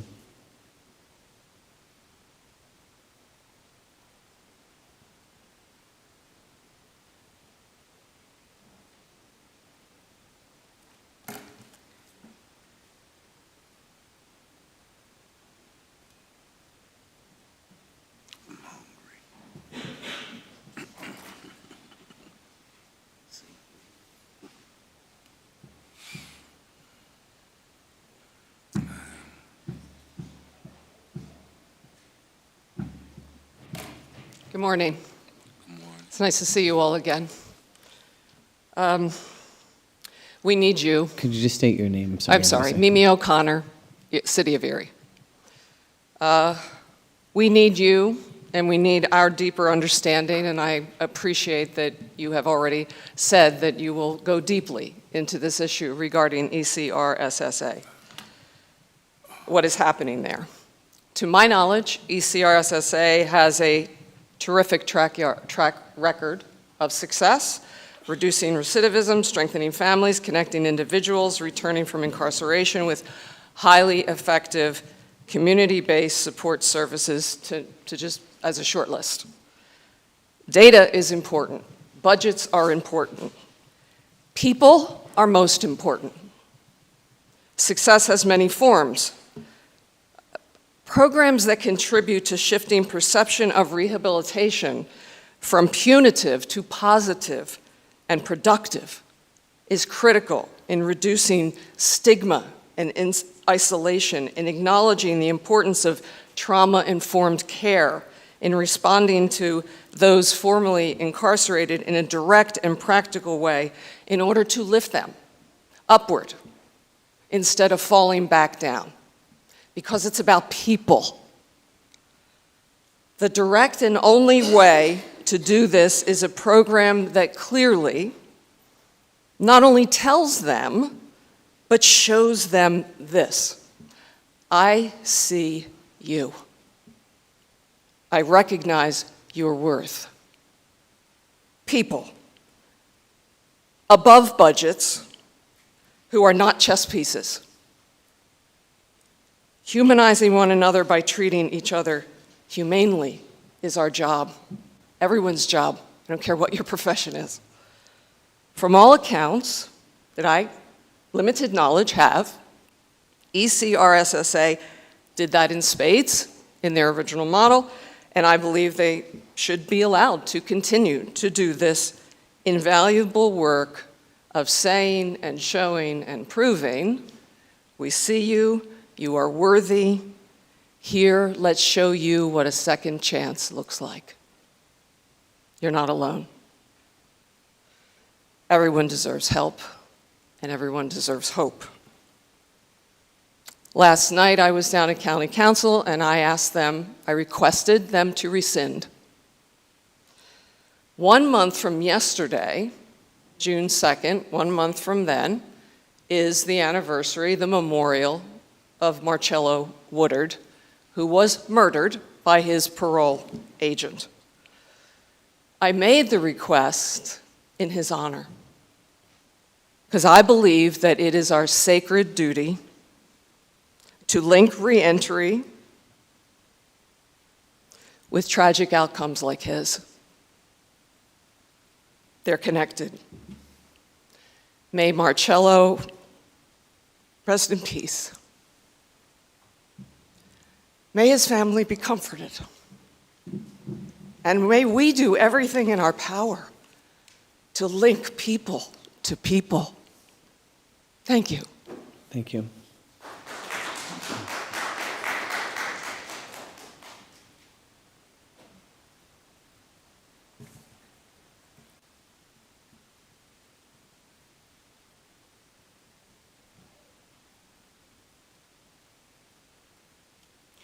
Good morning, Council. Erin Meisner, City of Erie, Lower East Side.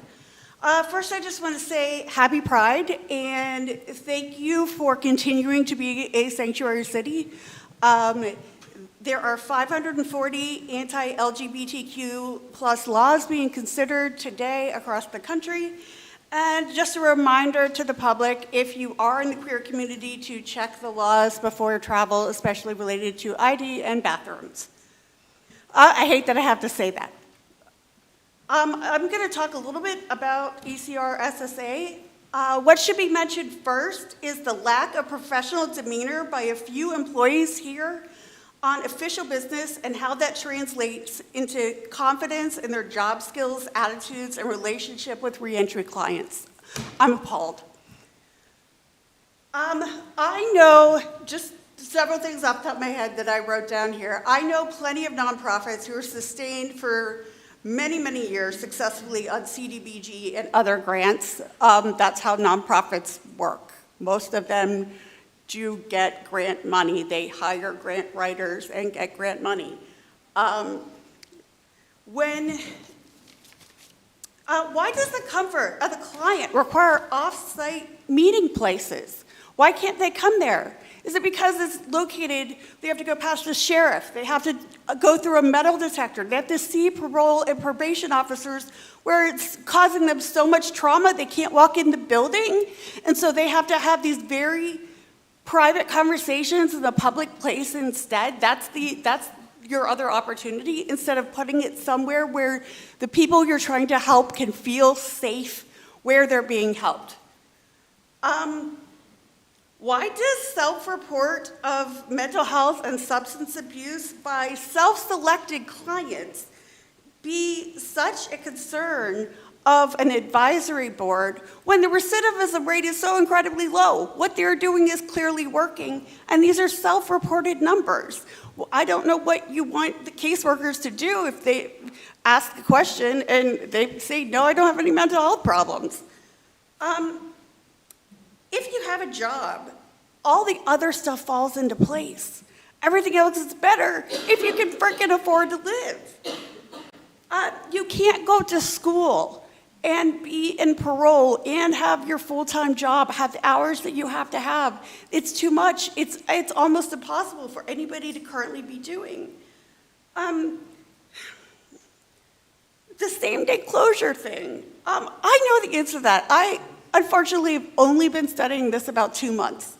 But if you're not from Erie County, you get dropped off at the Erie City Mission, whether you have a bus pass or not, or whether they have beds or not, and given $20. They say, see you later. So these people walk into the reentry program because they have nowhere to go. They have $20, and all reentry can do, because you are not a citizen of the county, is give you a bus pass. So you know what that means? They're open and closed on the same day. But that also makes the success rate inflate higher, because it's just people that you're giving a bus pass to that you haven't helped at all. Women also can rarely be served in Erie County because there's no program here for them. I mean, this is just a huge thing. There's no place for women to go. Women are on parole sitting at the prison because they don't have a place to live.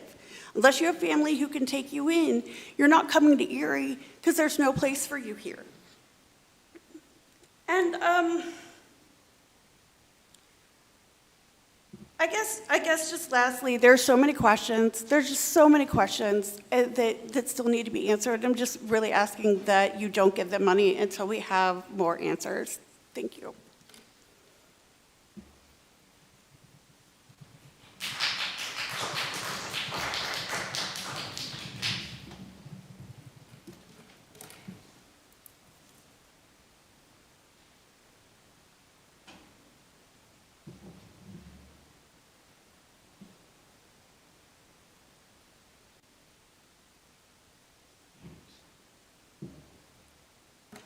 Jen Paulson. I'm a resident of Mill Creek, but I feel compelled to move to speak on this, actually, after a couple of things that I've heard mentioned. Firstly, I actually want to acknowledge what Deontay said. I think as myself as a white individual, I think it's important that we always hold space for someone who is saying that they're not being heard enough or that they're not being seen enough. So I think personally I'm going to really reflect on that, and I think we will be in touch with people that were part of the reentry program and get them to come speak. My biggest concern with this was that there was no competitive bid that was issued. Regardless if the program was funded with grants and donations, which the program was funded. I've heard someone say it was inconsistently funded, but then I read somewhere else that the program was also funded for the next 4 years. I also find it odd that I put in a right-to-know request early this week to the county and both the DA's office, asking them what processes were followed, what correspondence was sent regarding the program creation under GCAC in 2016, and both the YMCA back in 2022. This morning, actually, when I was sitting in this meeting, I received an email that it would take 30 days to get those records back. I just find it weird that it's going to take 30 days for those, but somehow Bob Cataldi did not file a rationale request to add the ordinance to the Finance and Personnel meeting until a week before the meeting. So if we were in such bad financial status for so long, why did that only get filed a week before? Again, I know you guys have a background in law and you like to follow processes apparently, so let's look back at that one before we accept some money. Thank you.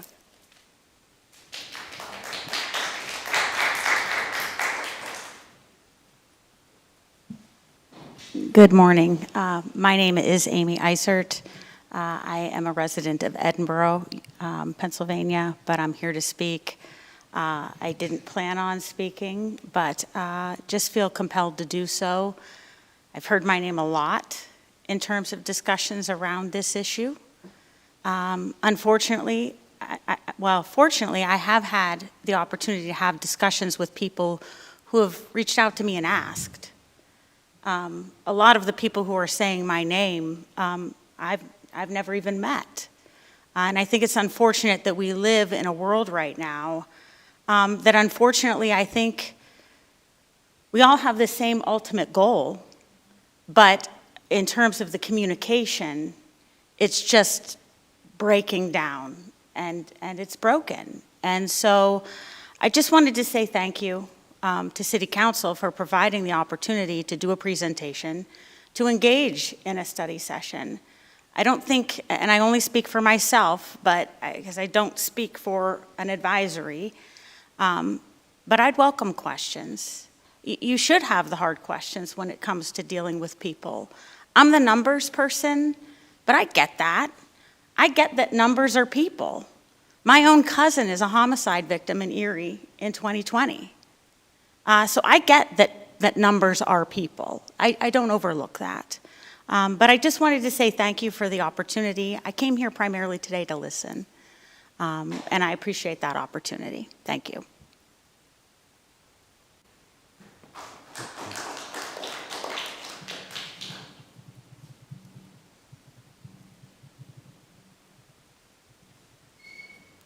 Good morning. My name is Ebony Frith. I'm the director at the Erie Community Correction Center. I also did not plan on speaking, but I just wanted to say a few things based on some of the things I heard. First, I would just say that I have, because I work at the Erie Community Correction Center, I've worked with the reentry program since it started as a counselor, as the director in the institution when they used to come into SCI Albion, and I worked at SCI Albion. We have always worked in partnership to do the best that we can for the men who are returning to the community. They need a lot of support and things that we just can't provide as employees of the Department of Corrections. We've depended on the reentry program to fill the gaps, to have conversations and work with them in ways that we couldn't with the Department of Corrections. I would say that when the program was taken over by the YMCA, there was a change. There was a definite breakdown in relationship, and there was a change in services. What our reentrants, we call them reentrants returning to the community, we provide transitional housing. They need a lot more than what we provide. So when we make referrals to the reentry program, what we were used to before is they received mentorship. They worked on issues other than just employment. They talked about all of those things. It's not just employment. If it was just employment, we wouldn't have this issue. There's a multitude of issues that people need to work on and have that type of support.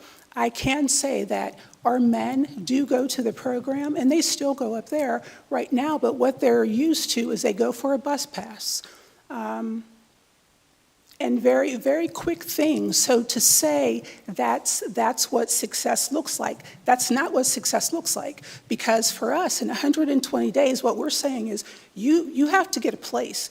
You know, your time at our facility is up, and we expect you to transition into the community. What we were looking for is maybe services that can help with the transition, not just getting a job that a lot of people can't necessarily keep. There's drug and alcohol issues and mental health issues. And if those things aren't addressed, you don't maintain a job. What you do is you ruin a good job. You ruin a good job because as soon as you get a decent job, you haven't addressed those issues and it does not last. This is a difficult population to work with.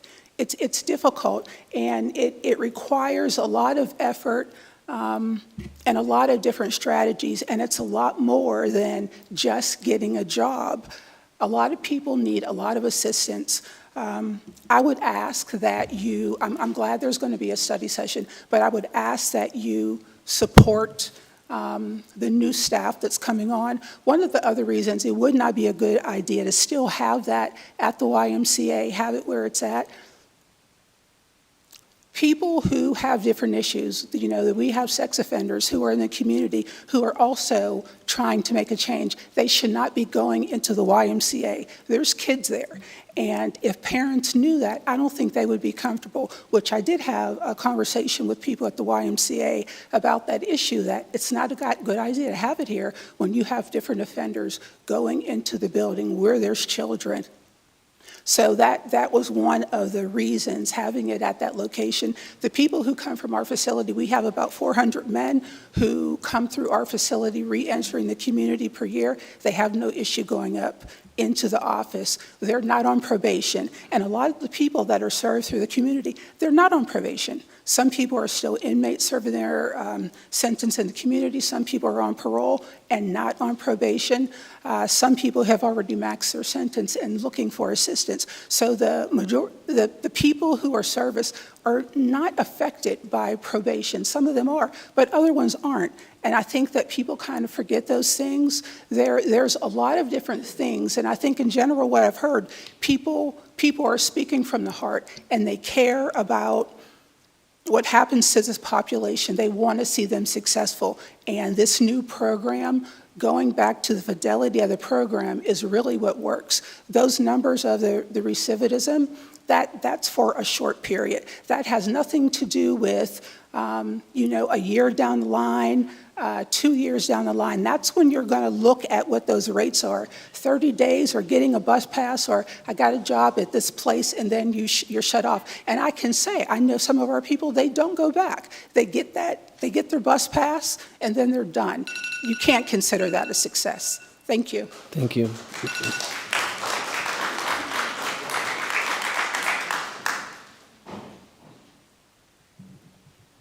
Hello, Council. My name is Michael Hawes. I live on the east side of Erie. I didn't expect to speak today, but I feel the need to bring a few things to light.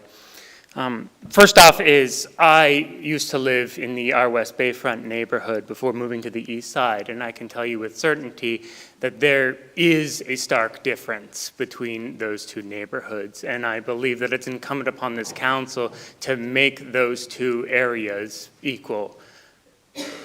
I believe also that there has been an abdication of responsibility, not only by this council, but by county council as well, in asking for information from a population that doesn't have the resources nor ability that this council or other councils do.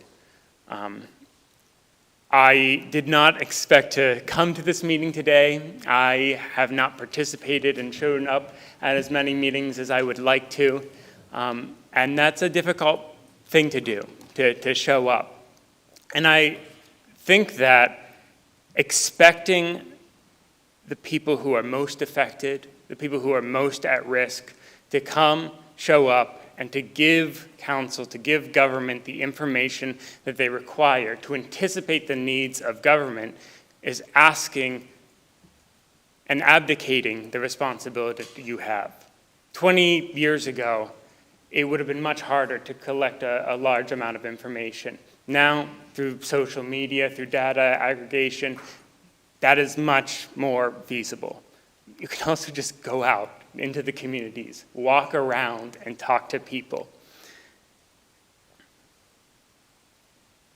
I love Erie, and I have seen many, many of my peers leave. I expect many more will leave in the next few years. And I want to comment also on the nonverbal communication. In my time sitting here, watching this meeting, I've seen several council members be almost exclusively on their cell phones or seem to not be paying attention at different moments in time. As a citizen of this community and someone who doesn't attend a ton of meetings but comes here, that felt very dismissive and broke a bit of trust that I had between myself and my government. I hope that you're able to earn that trust back. Thank you. Thank you.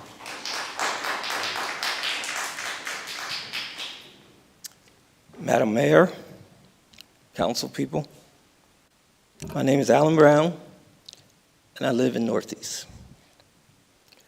I have two unfortunate distinctions. The first is, I was the first 16-year-old child certified as an adult in this county, given a life sentence during Gerald Ford's reign. So I went to jail at 16 years old. I came home during Biden's reign, 47 years later. Extremely motivated? Yes. Concerned? Yes.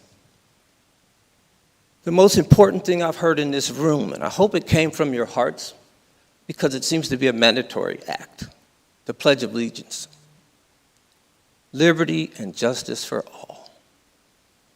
That moves me every time I hear it. The Constitution is not some old dusty parchment that was composed in a mildewed basement somewhere. It was written with a beam of light by God's own hand. There is no such thing as a job, and I use the term lightly, as a professional, that warrants you to have the power to slam a steel curtain shut between the Constitution and those exiting prisons. I don't know where to begin trying to explain these things to you. In honor of Craig's brother's question, these reentry people, as it's addressed, aren't here because for the first time in their lives, they have jobs at Erie's largest industries, like Erie's Magnetics, McShane Welding, Don John Shipbuilding, Lincoln Metals. They have jobs. They're working. They're not just out there on the street. They can run down here. It would be nice if they could be here. But that really bears no light or statement that justifies treating a group of people as if there's a steel curtain that slams between them and the Constitution because they were in prison. If you delude yourself into believing that once a person goes to prison, once they're on the inside of that fence, that no matter how long they're there, no matter how much they better themselves, that they lack redeemable qualities, you are not much of a human being. It isn't about me. It's about the fathers and mothers who are still in prison, waiting to exit, that now have no hope. My second distinction is being the senior case manager in the reentry program that has just recently been assassinated to this group. All it took was someone to push 10 numbers who sits on council to me and ask, what was the status of reentry? At no time have we ever died, nor will we. It amazes me that people have such a colorful imagination to sit here and draw all of these stories for you. I was always under the impression that reentry was about bettering the people exiting and bettering the community. Don't think that industry has not been affected by this as well. I don't know if any of you sat last night at the council, but I brought an owner of one of Erie's largest industries there last night to tell you that not only does he have 40 people from us, but he suffers a lot of client loss because he don't get any more. Don John Shipbuilding are the people who went down to Baltimore when that ship hit the bridge and went down from Erie, and got that ship out of the water with 30-something people that we placed there.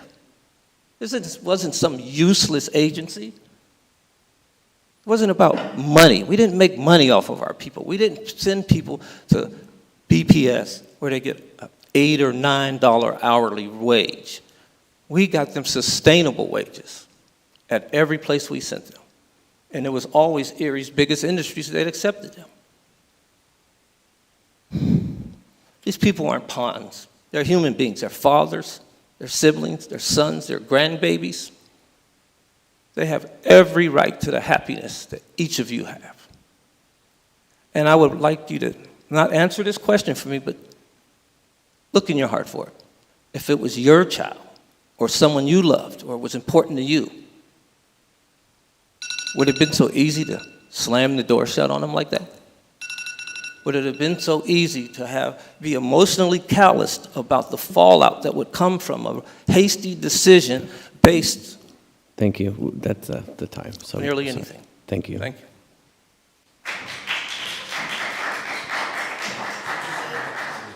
First timer, I'll learn.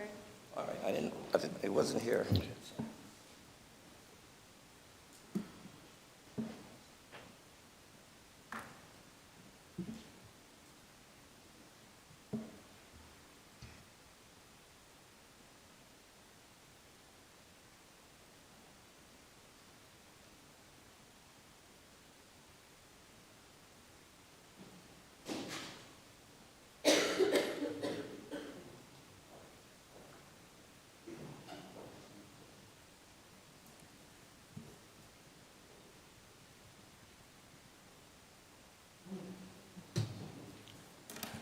Good morning.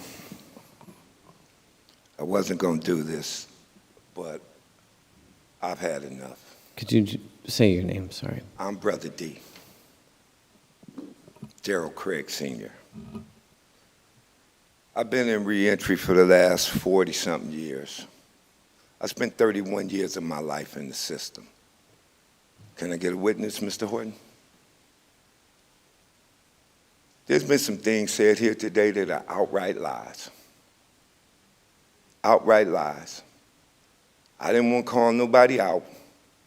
But first of all, outside of Mr. Horton and Mayor Devlin, nobody has come and asked the people who've been working in reentry a damn thing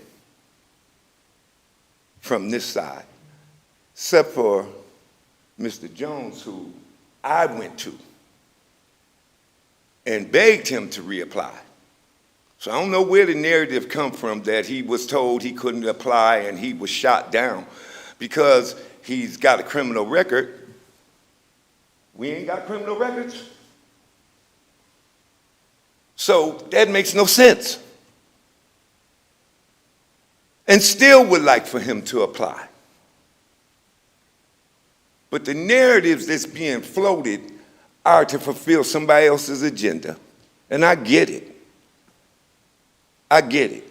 And first of all, to the lady that got up talking about they didn't talk to anybody from the reentry community, any ex-felons or anything. I held a focus group when this program started, and the room was full. Can I get a witness, Judge Piccinini?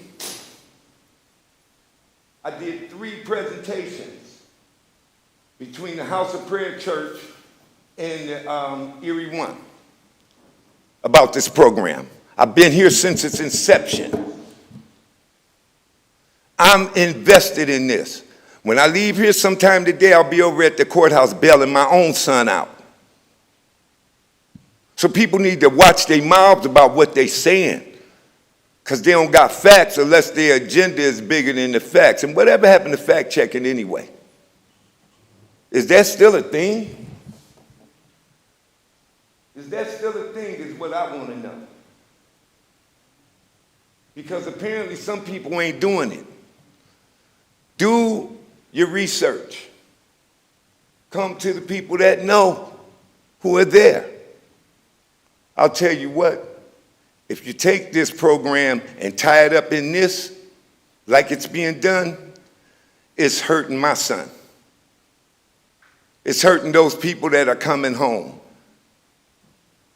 I'm the guy that lived next door to people who get murdered. I'm the guy whose son gets shot 2 or 3 times. So all of you who don't live in our community, call yourself representing our community, you can kick rocks with me because you don't represent me. And you don't represent none of the people I know. Yeah, that part right there. And then last thing I'll say, the young man spoke eloquently about bringing information from the people who live down there. I happen to have the biggest street team in the city of Erie for the last 15 years. We have about 50 people that live in the community that show up daily. Be more than willing to talk to you about anything East Side. Thank you. Thank you.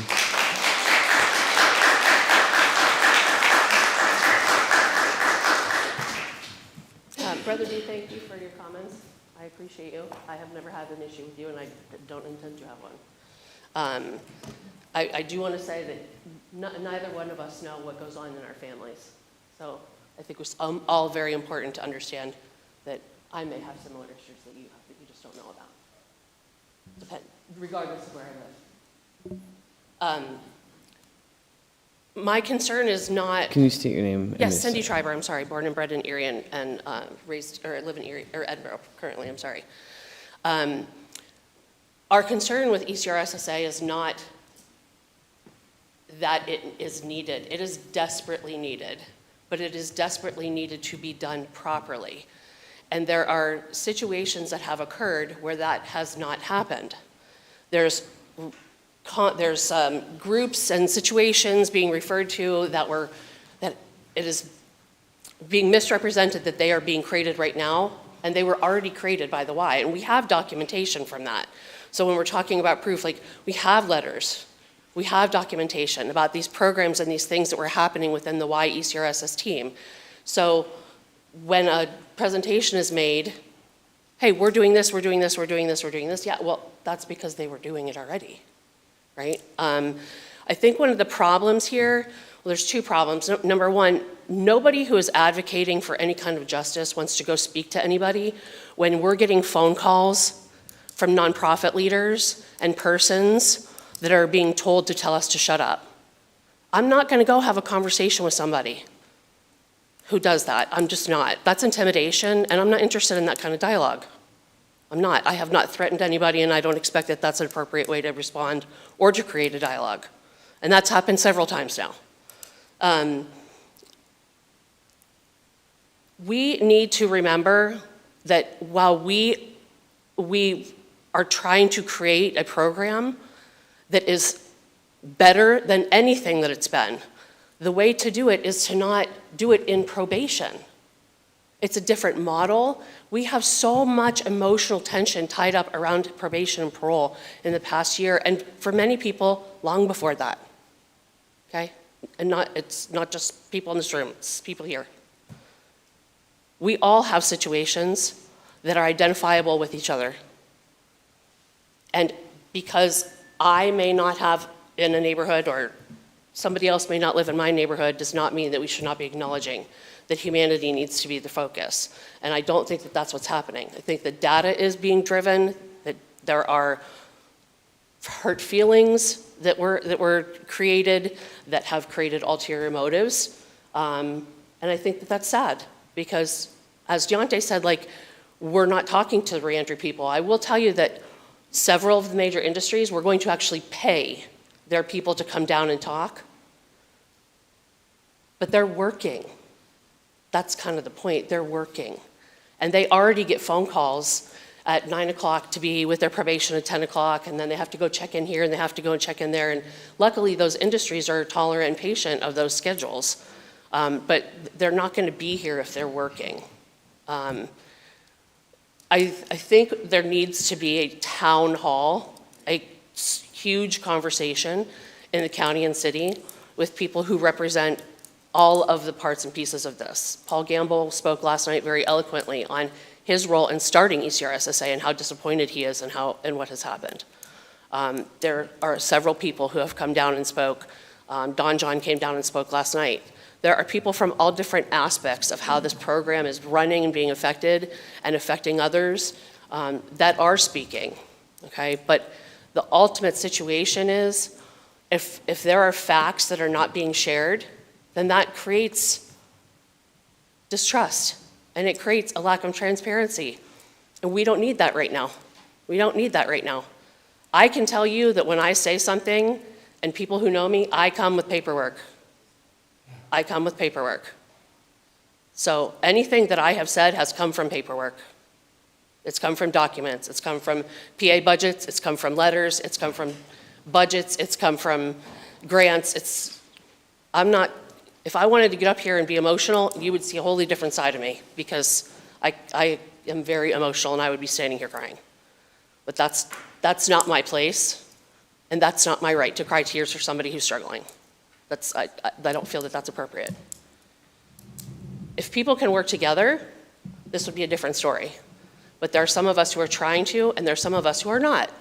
And I think each one of those groups are getting involved with maybe some malfeasance, nefarious other intentions, or just being told things. I'm not sure.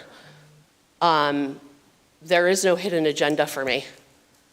I'm not benefiting at all here. None whatsoever. I have no aspirations for political. I'm going back to school. I have 2 grandchildren. I live in Edinburgh. I'm here because I'm trying to do something right. I'm trying to do it the right way. Thank you.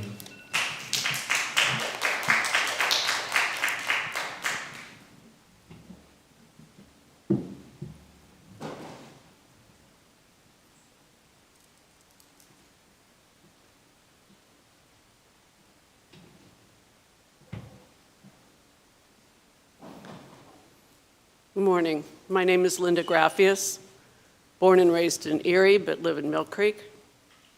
I don't have to say anything about ECRSSA because my daughter does that so eloquently.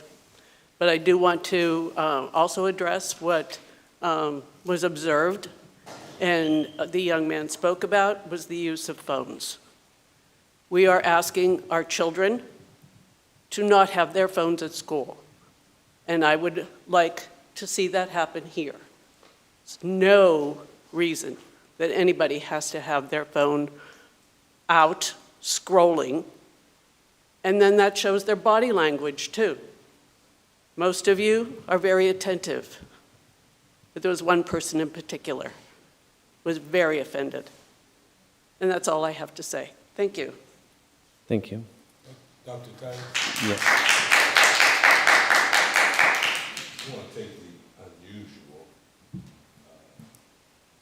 I want to take the unusual opportunity, because we normally don't respond. But a lot of you send us information and you email it to us. And while you're presenting, oftentimes we're looking at that information. And some of y'all don't send us no one-pagers. You send us, And so, and so I can just speak for me. I probably will be on my phone because I'm checking information. Anybody who knows me know I ain't stay in school long, but I stayed there long enough to learn how to read. And sometimes that even means in between the lines. So just give me some grace. Don't let it bother you too much. Thank you. Is there anyone else here for public comment? Anyone else for public comment? Anyone else for public comment? Council, at this point, I would like to call for a motion for us to go into executive session. So moved. Can we go ahead and take the vote on that motion? Lori, could you, we need to take a vote. Oh, sorry. Hurry up, I'll get the vote for Kathy. Motion by President Titus, seconded by Member Horton, to go into executive session. Members Brzezinski, Flores, Yes. Horton, Yes. Pohl, Yes. Choff, Troop, Yeah. Titus. Yes. So at this point, we have the majority vote. We will go into executive session about real estate and personnel issues. In council, we will meet over in chambers over here. In the caucus? In the caucus, yes.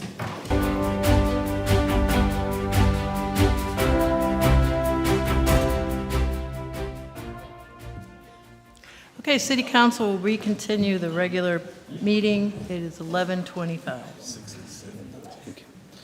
And just as a reminder, we just met in executive session to discuss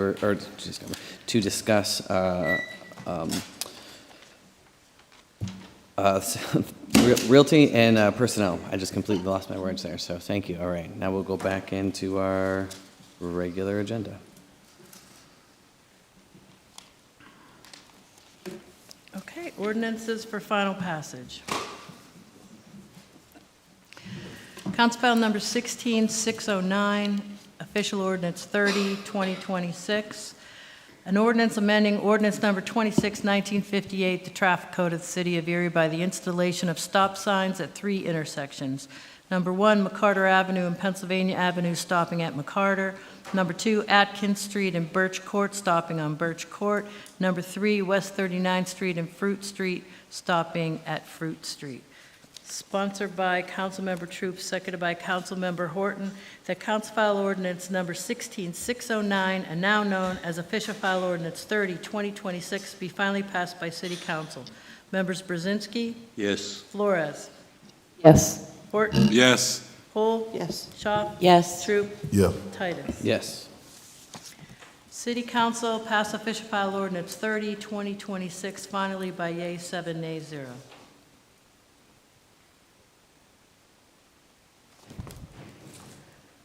Council File Number 16610, Official Ordinance 31, 2026, an ordinance of the City Council of the City of Erie, the city determining to incur lease rental debt evidenced by the guaranteed revenue bond at the maximum principal amount of $2,784,063 to be authorized and issued by the Erie City Water Authority in connection with the construction, alteration, and improvements to the public water distribution facilities in and about this city, including but not limited to the customer side, galvanized service line replacement project, Phase 5, and paying related costs, fees, and expenses, specifying the realistic useful life of the project, authorizing and directing the appropriate officers of the city to take certain actions and to execute certain documents, including a guarantee agreement between the city as guarantor and the Erie City Water Authority and the Pennsylvania Infrastructure Investment Authority, approving the form, maximum guaranteed amounts and sources of payment of the guarantee agreement, creating a sinking fund in connection with such guarantee obligations, and appointing a sinking fund depository, and providing for the repeal of all inconsistent ordinances or parts of ordinances. Sponsored by Councilmember Schaaf, seconded by Councilmember Brzezinski, that Council File Ordinance Bill Number 16610, and now known as Official File Ordinance 31, 2026, be finally passed by City Council. Members Brzezinski? Yes. Flores? Yes. Horton? Yes. Cole? Yes. Schaaf? Yes. Troop? Yes. Titus? Yes. City Council passed Official File Ordinance 31, 2026, finally by yeas 7, nays 0. Council File Number 16611, 2026. An ordinance of the City Council of the City of Erie, the city determining to incur lease rental debt evidenced by the guaranteed revenue bond on the maximum principal amount of $8 million to be authorized and issued by Erie City Water Authority in connection with the construction, alteration, and improvements to the public water distribution facilities in and about this city, including but not limited to the West 12th Street Maintenance Facility renovation and distribution system programmatic financing and paying related costs, fees, and expenses, specifying the realistic useful life of the project, authorizing and directing appropriate officer of the city to take certain actions and to execute certain documents, including a guarantee agreement between the city as guarantor and the Erie City Water Authority and the Pennsylvania Infrastructure Investment Authority, approving the form, maximum guaranteed amounts, and sources of payment of the guarantee agreement, creating a sinking fund in connection with such guarantee obligations, and appointing a sinking fund depository and providing for the repeal of all inconsistent ordinances or parts of ordinances. Sponsored by Councilmember Shaw. Seconded by Councilmember Brzezinski. The Council File Ordinance Bill Number 16611, and now known as Official File Ordinance 32, 2026, be finally passed by City Council. Members Brzezinski. Yes. Flores. Yes. Horton. Yes. Cole. Shaw. Troop. Titus. Yes. Yes. Yes. City Council passed Official File Ordinance 32, 2026, finally by yeas 7, nays 0.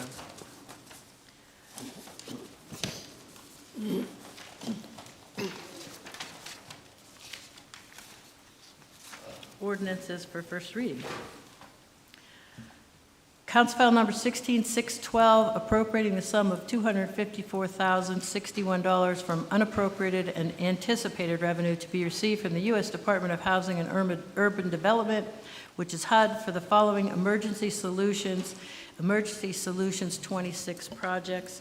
Sponsored by Councilmember Schaaf, seconded by Councilmember Brzezinski. The Council File Ordinance 16612 having been read is hereby adopted on first reading by City Council.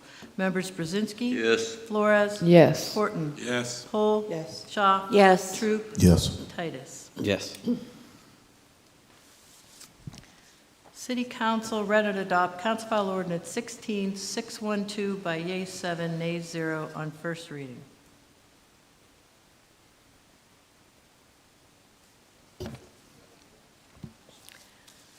Council File Number 16613, an ordinance appropriating a sum of $797,014.86 from unappropriated and anticipated revenue to be received from the U.S. Department of Housing and Urban Development, HUD, for the following home M26 projects. Sponsored by Councilmember Schaaf, seconded by Councilmember Brzezinski. The Council File Ordinance Number 16613 having been read is hereby adopted on first reading by City Council. Members Brzezinski. Yes. Flores. Yes. Horton. Yes. Cole. Shaw. Yes. Titus. Yes. City You're Council reading or read voting very fast. and adopt Council File Ordinance Love it. 16613 by yeas 7, nays 0 on first reading.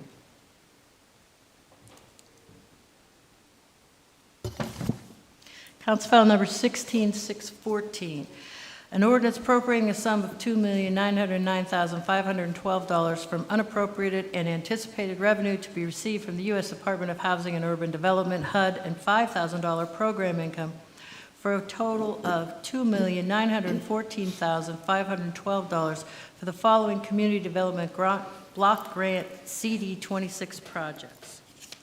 Sponsored by Councilmember Schaaf, seconded by Councilmember Brzezinski. The Council File Ordinance 16614 having been read is hereby adopted on first reading by City Council. Members Brzezinski. Yes. Flores.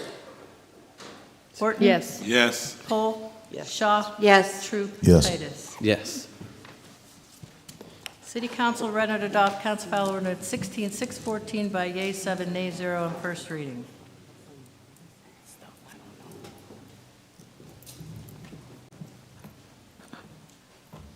Council File Number 16615, an ordinance amending the City of Erie zoning ordinance to designate the former Erie Labor Temple, 1701-1707 State Street, as a historic site pursuant to Article 7 of the revised City of Erie zoning ordinance Number 80, 2005, and to amend the zoning map to reflect such designation.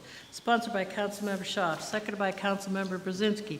The Council File Ordinance 16615 having been read is hereby adopted on first reading by City Council. Members Brzezinski? Yes. Flores? Yes. Horton? Yes. Cole? Yes. Shaw? Yes. Troop? Yes. Titus? Yes. City Council read and adopt Council File Ordinance 16615 by yea 7, nay 0 on first reading.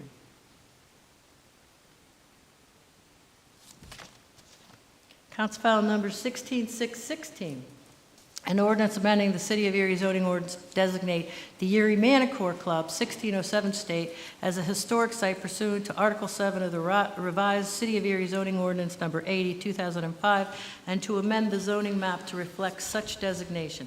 Sponsored by Councilmember Shaw, seconded by Councilmember Brzezinski. The Council File Ordinance Number 16616 having been read is hereby adopted on first reading by City Council. Members Brzezinski? Yes. Flores? Yes. Horton? Yeah. Cole? Yes. Shaw? Yes. Troop? Titus? Yes. City Council read and adopt Council File Ordinance 16616 by yea 7, nay 0 on first reading.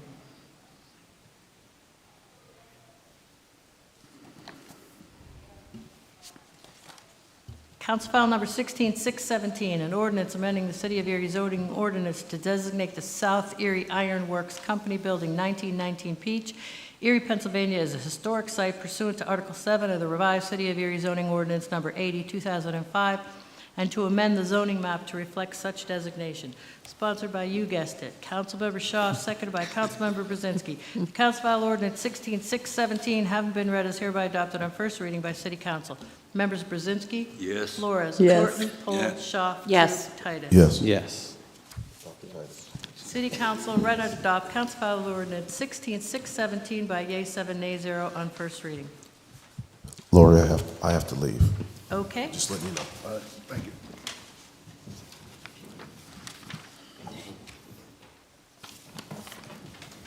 Have a good one, sir. Last day of school. New business.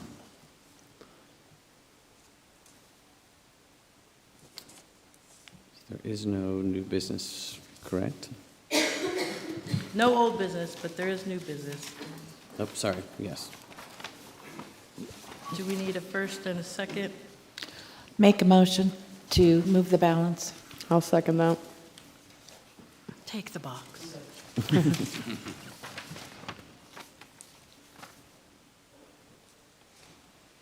Okay. Motion to move the balance of the agenda. Any separations? No. Nope, I think we're good, Lori. We're good. Moving the balance of the agenda. Members Brzezinski, Flores, Yes. Horton, Yeah. Cole, Shaw, Yes. Troop, Titus. Yes. Resolution passes. We move on to committee reports. Okay, we'll go ahead and start with you, Councilor Pohl. Thank you. I just want to start by the gentleman that was here. I appreciate everything he said and for coming in. Excuse me. I try very much to be attentive to everyone that speaks, and if he saw me not looking, I write. And I have like 3 pages written here of what everyone said, so I just wanted to make sure that was cleared up. I attended the, excuse me, the Veterans Memorial Park on Glover Park Avenue Memorial Day. It was a very somber and needed day and a remembrance for all that served. Excuse me, I had a Port Authority meeting last Wednesday, and which she spoke of, or what they spoke of this morning, was what they went over last week. So I was very happy that they can come here and let the public know that they're still working, and it's going to be a long haul. But I think we're moving in the right direction and listening to the citizens down there that have been affected by the coke plant for 4 years.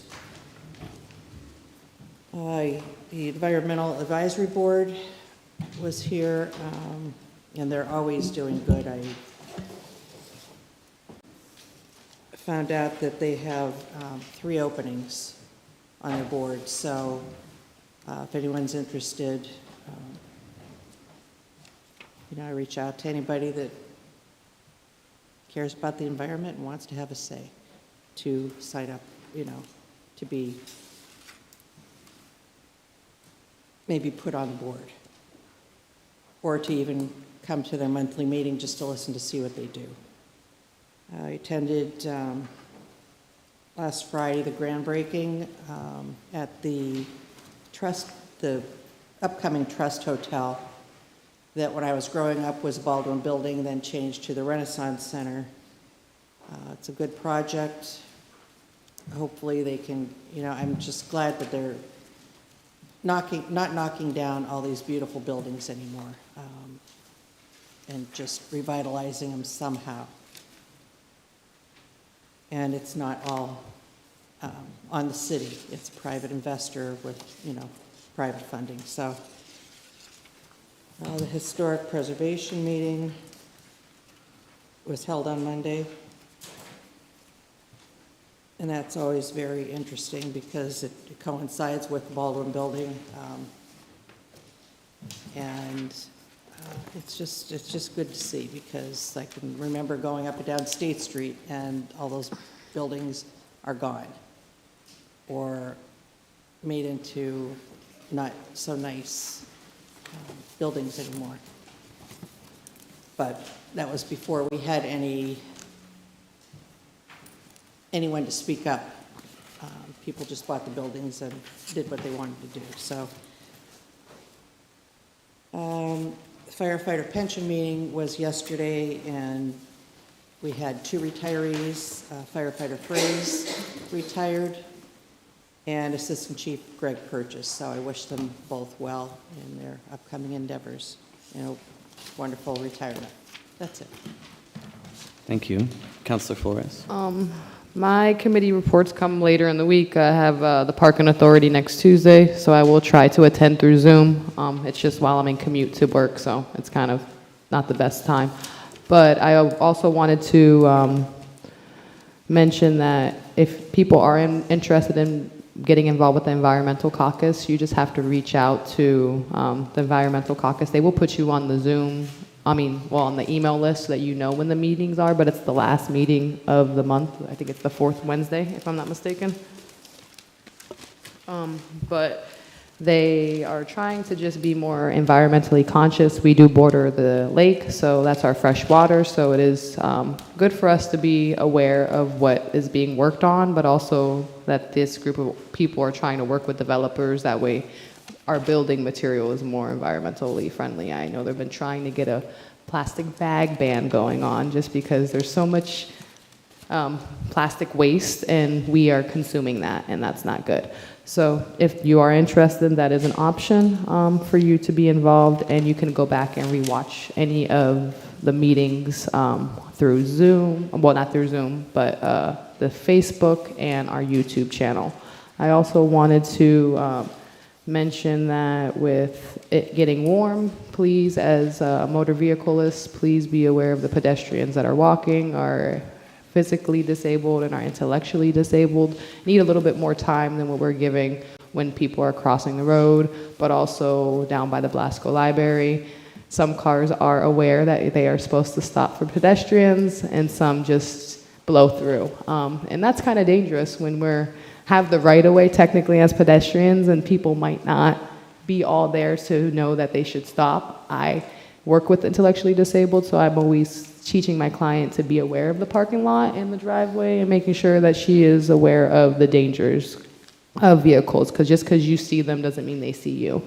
I also wanted to say that with school getting out, please be mindful of going through residential neighborhoods, because sometimes we're a little bit speed happy and we're going a little bit faster than the 25-mile-an-hour speed limit, and the last thing we need to do is be the reason why a family is experiencing a tragic summer because we weren't paying attention. So just be mindful of the children who are enjoying their summer, because this is the best time of the year for them. And that's all I wanted to report. Thank you. Councilor Brzezinski, we'll go ahead and work our way down. Councilor Brzezinski, if you would like to give your report.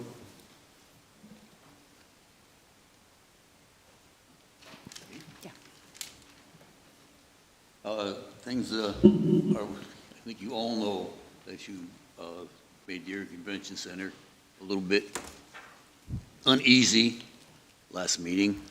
I would caution you folks to, maybe because I'm old, I use my brain more than my heart. But when you turn down a tremendous opportunity for the Bayfront because of birds that might fly into a two-story building, it's no wonder we're the laughing stock. Thank God that, let me be proactive on this. In the future, whenever we have anything like this, we should have the Planning Commission and the Zoning Commission come to us in the study session or whatever and get all of those questions answered before they put us on the spot. Now, a lot of you folks, you've been around City Hall and stuff, but you're still brand new. So it's tough to try to make a decision when all the bricks are being piled on your shoulders. I understand that, but you can't cave in. If you don't trust the Planning Commission and the Zoning Commission, get rid of the damn thing and bring in people that do it.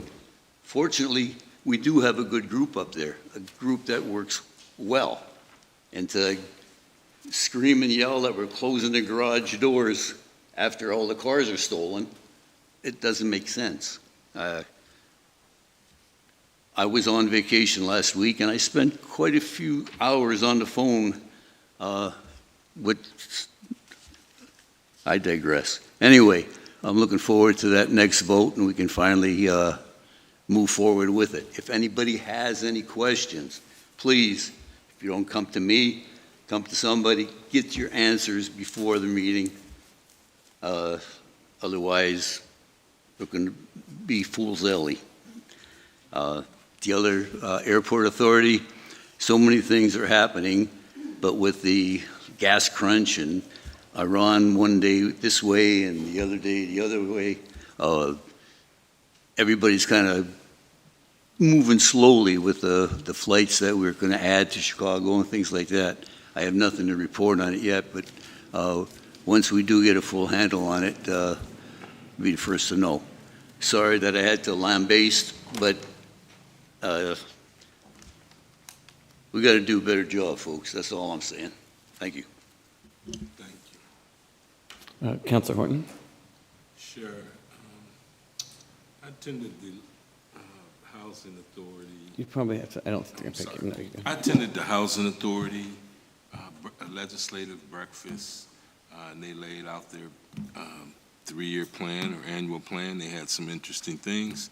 I think she's going to send the PowerPoint over. So for those who weren't able to make it, I recommend that you look at it, since housing is a critical part of what we're trying to do.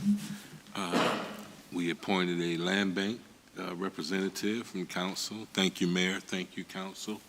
And E.J. Fike, who's going to work integral with the building for property management. I'm just trying to get this verbiage still right as we go through the change over those things. And I do realize that the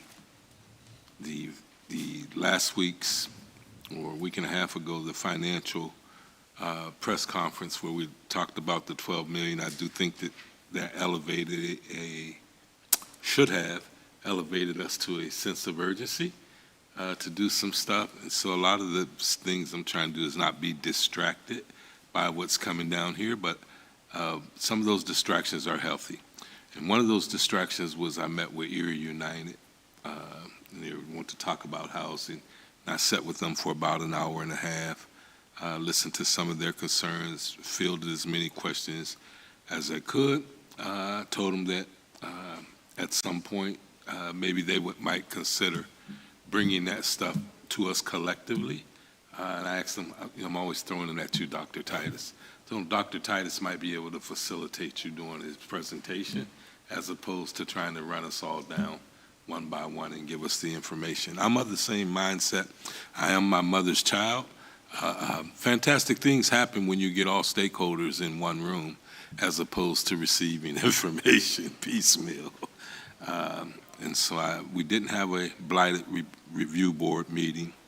The land bank has a moratorium on purchasing homes until they work out all of the things or impediments that would prevent them from clearing all of the bills or liens or all of that type of stuff off the property. I attended Chief Bauer's ceremony out front here, which as a former officer and come from a family of officers, they're always meaningful to me. And a few days prior to that, we actually did the Fallen Soldiers Memorial on South Park Road here. That concludes my report. Thank you. Councilor Shaw. Thank you, Dr. Titus. I, a week ago, Thursday, went to the drug treatment court graduation at the Erie County Courthouse. And there's nothing better than to see people succeed in their stories. And happened to sit behind a person who went up to receive their certificate of no more probation. And it truly was very heartful to be there, and it's just very moving. So I think it's very supportive. The courthouse was, that room was full, completely, it was dedicated to saying congratulations and best wishes to the people who were graduating. It was wonderful. I attended the Water Authority meeting, the Historic Commission this week, Trade Licensing Board, and attended the Veterans Memorial Service at the Veterans Memorial Park. And that is a beautiful park. It's very peaceful. It's very moving. And I am glad to see it where it is as well. People should go down there and reflect. I'm also thankful for the Mill Creek Kiwanis Club and their dedication, and anyone helping with the veterans flags going up in our city. And I also attended the ceremony of the lowering of the flag for our past Chief Bowers, who had passed away. And grateful for all the people who were able to attend with the Rib Fest going on, or building up. I'm sure there was parking issues and things like that. So that's great that Erie comes out and supports, gives support. And it's good to hear the Rib Fest was well attended and very delicious. I can attest to that. And because school is getting out, definitely have to piggyback on what everyone's saying as far as you really need to be safe out there. I witness accidents almost happening every single day. So be careful. And also want to extend my congratulations to Assistant Chief Greg Purchase and Aaron Fraze in the fire department for retiring. Thank you. Thank you. So I'll keep my report brief. I wanted to, again, thank everybody for coming down and speaking during our public comment time. And to be mindful that our public comment time really is that opportunity for the public to address council and to address the administration. What I would ask also, though, of the public is that we make sure that we are addressing the administration and council and not necessarily using this as an opportunity to argue with one another in here, because I think that takes away from the solutions that we can create together and to work collaboratively together. I saw that I always get a little cautious when I just see some groups who are coming in and addressing one another versus addressing us, because this really is the opportunity for us to come up with solutions and to work together. I still don't think we've mastered the best way to respond to the public, and so I am open for suggestions from the body here, so we're not leaving the public feeling like we're not listening. I also want to, I've met with Erie County United. I had also for about around an hour.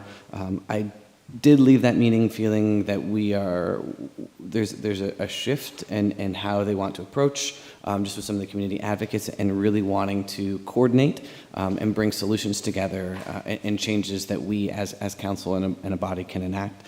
So I left there feeling very positive with the things that we're going to do together. I met with the superintendent to address some of the issues that I'm seeing not only as I wear my council hat, but in some of the other hats around the rise, especially in xenophobia, and left that meeting feeling again that we all want to do better, that we are aware that there is a crisis happening not just here in the city, but across many of the cities in the U.S., and that solutions are being discussed right now.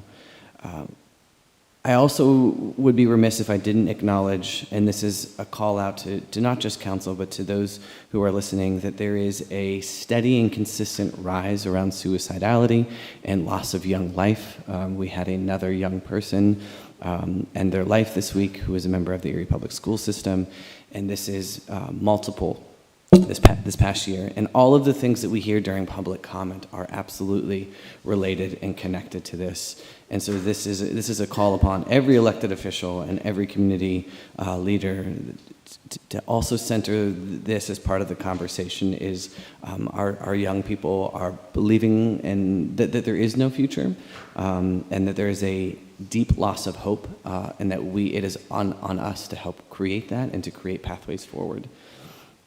With that being said, it is imperative that we acknowledge that it is Pride Month, because you can't be yourself unless you can see yourself. And so this month celebrates those who have endured various amounts of oppression and still do not have access to civil rights and find themselves target to not just the federal administration, but also just hate in general. We also have our Juneteenth celebration that we'll talk more about, but I challenge all of us to really look at the history of what Pride Month is, and to look at the history of Juneteenth so we can understand why those celebrations are so important, and to make sure that we are showing up and honoring the festivities that we'll see throughout the month. And with that, I'll conclude my report and pass over to the controller. Hi, my report's brief this week. Just want to say we're still working hard in the controller's office, still continuing to work with mindfulness and intentionality. We're organizing and researching on many important issues up in our office, and just kind of after the first 120 days, we've learned a lot, and workflow is going really well. So I'm very thankful for my staff. I'm also thankful that we're collaborating well with other offices and departments in City Hall, and we're grateful for all the city employees who work so diligently. They do great work. And also, I'm thankful to Mayor Devlin for her thoughtfulness and willingness to do the difficult tasks that are coming up to ensure the longevity of our city. Thank you. Thank you. Mayor? Thank you. I will also be brief. Just a couple of shout outs. I appreciate the controller's comments as well. We had some really terrible wind storms last weekend over Memorial Day, and then, of course, the Rib Fest coming right after there. Our Public Works team has just worked so hard during the wind and the cleanup, and then Rib Fest, working with the police department and special events. So just want to give them a shout out. As the controller noted, people work very, very hard around here always, but sometimes particularly. I also want to say I spoke at Erie High's graduation on Saturday. I want to congratulate all of our graduates from our Erie's public schools, as well as those that attend private schools and charter schools in our area. We wish them all the best, and hope to, Dr. Titus, to your point, give them a message of hope and let them know that they have a place here, that they belong here, and we need to do better to make sure that they see that. So I want to note that. Also want to call out the initiative that my office has launched with a partnership through Change.org. Change.org is a national organization that tries to help communities really engage in civic discussion. I think we see the need for that, the need for people to be heard, and then to take that and translate it into policy and into action. So would encourage people to follow that effort on the city's social media pages. There's opportunities to lend your voice and then to work with us again to turn that into policy. So we're looking forward to that partnership and that participation. And lastly, I'm sad that a couple of our colleagues on City Council had to leave because specifically for Ms. Flores, I wanted to let her know probably one of the most impactful things I did over the past 2 weeks was attend a Love Your Block celebration at Roger Young Park on Saturday. And I will say that I was there, they were taking a little time to get set up, so I had some time, and I just walked the park because I felt like, it had been a very long time, if ever, that I had done that truly the entire way around. And I didn't like what I saw. I saw a basketball court that had an enormous amount of cracks in it that looked very dangerous. I saw a pool building that just didn't look the best, and I saw enormous softball fields that don't seem to be being used. So I came back yesterday, met with my leadership team, and I met with the Parks Department. We will be immediately fixing the cracks in the court, in the basketball court at Roger Young, immediately, just to go over there and do a Band-Aid approach. And then I have tasked the Parks Department to give me proposals on what it would take to fully redo the basketball court and what it would take to turn the softball fields there into soccer fields. We hear over and over again that community is crying out for soccer, and we're not listening. And so even to some of the comments that were made today, I've made that a priority. I'd let my team know that yesterday. I know money is tight, but we do have parks money, as Councilor Flores reminds us often. So I just want to let council know that we have decided this is the priority, at least in the beginning. We'll work with planning on the parks plan that comes out in your study session, but we will immediately be taking care of the urgent needs, and then I've tasked them with a larger conversation. So just want to say that. It's unfortunate. At the end of a meeting, everybody's gone, but I do think that's important for me to say out loud that is our priority. So with that, we're at noon. Thank you. Thank you, Council. Thank you. Solicitor, do you have a report? Just a reminder, Market House revote on Tuesday, June 9th. And we welcomed our deputy solicitor. Oh, that's right. There is the deputy solicitor. I had a meeting at 11 that I couldn't attend, and so I assigned her the task of leaving here at 11 to go handle that matter. But yeah, we are now up to a staff of 3 in the solicitor's office. All right, So we thank have you. to add one of those chairs for our deputy solicitor to sit on the dais as well. Yes, and reminder, next week we do, just to kind of reiterate what the solicitor just said, we have a special meeting on Tuesday, and then we have our study session that Thursday. So we will be alive and active in this chamber next week. And with that, we will conclude this meeting. City Council adjourns at 12:01.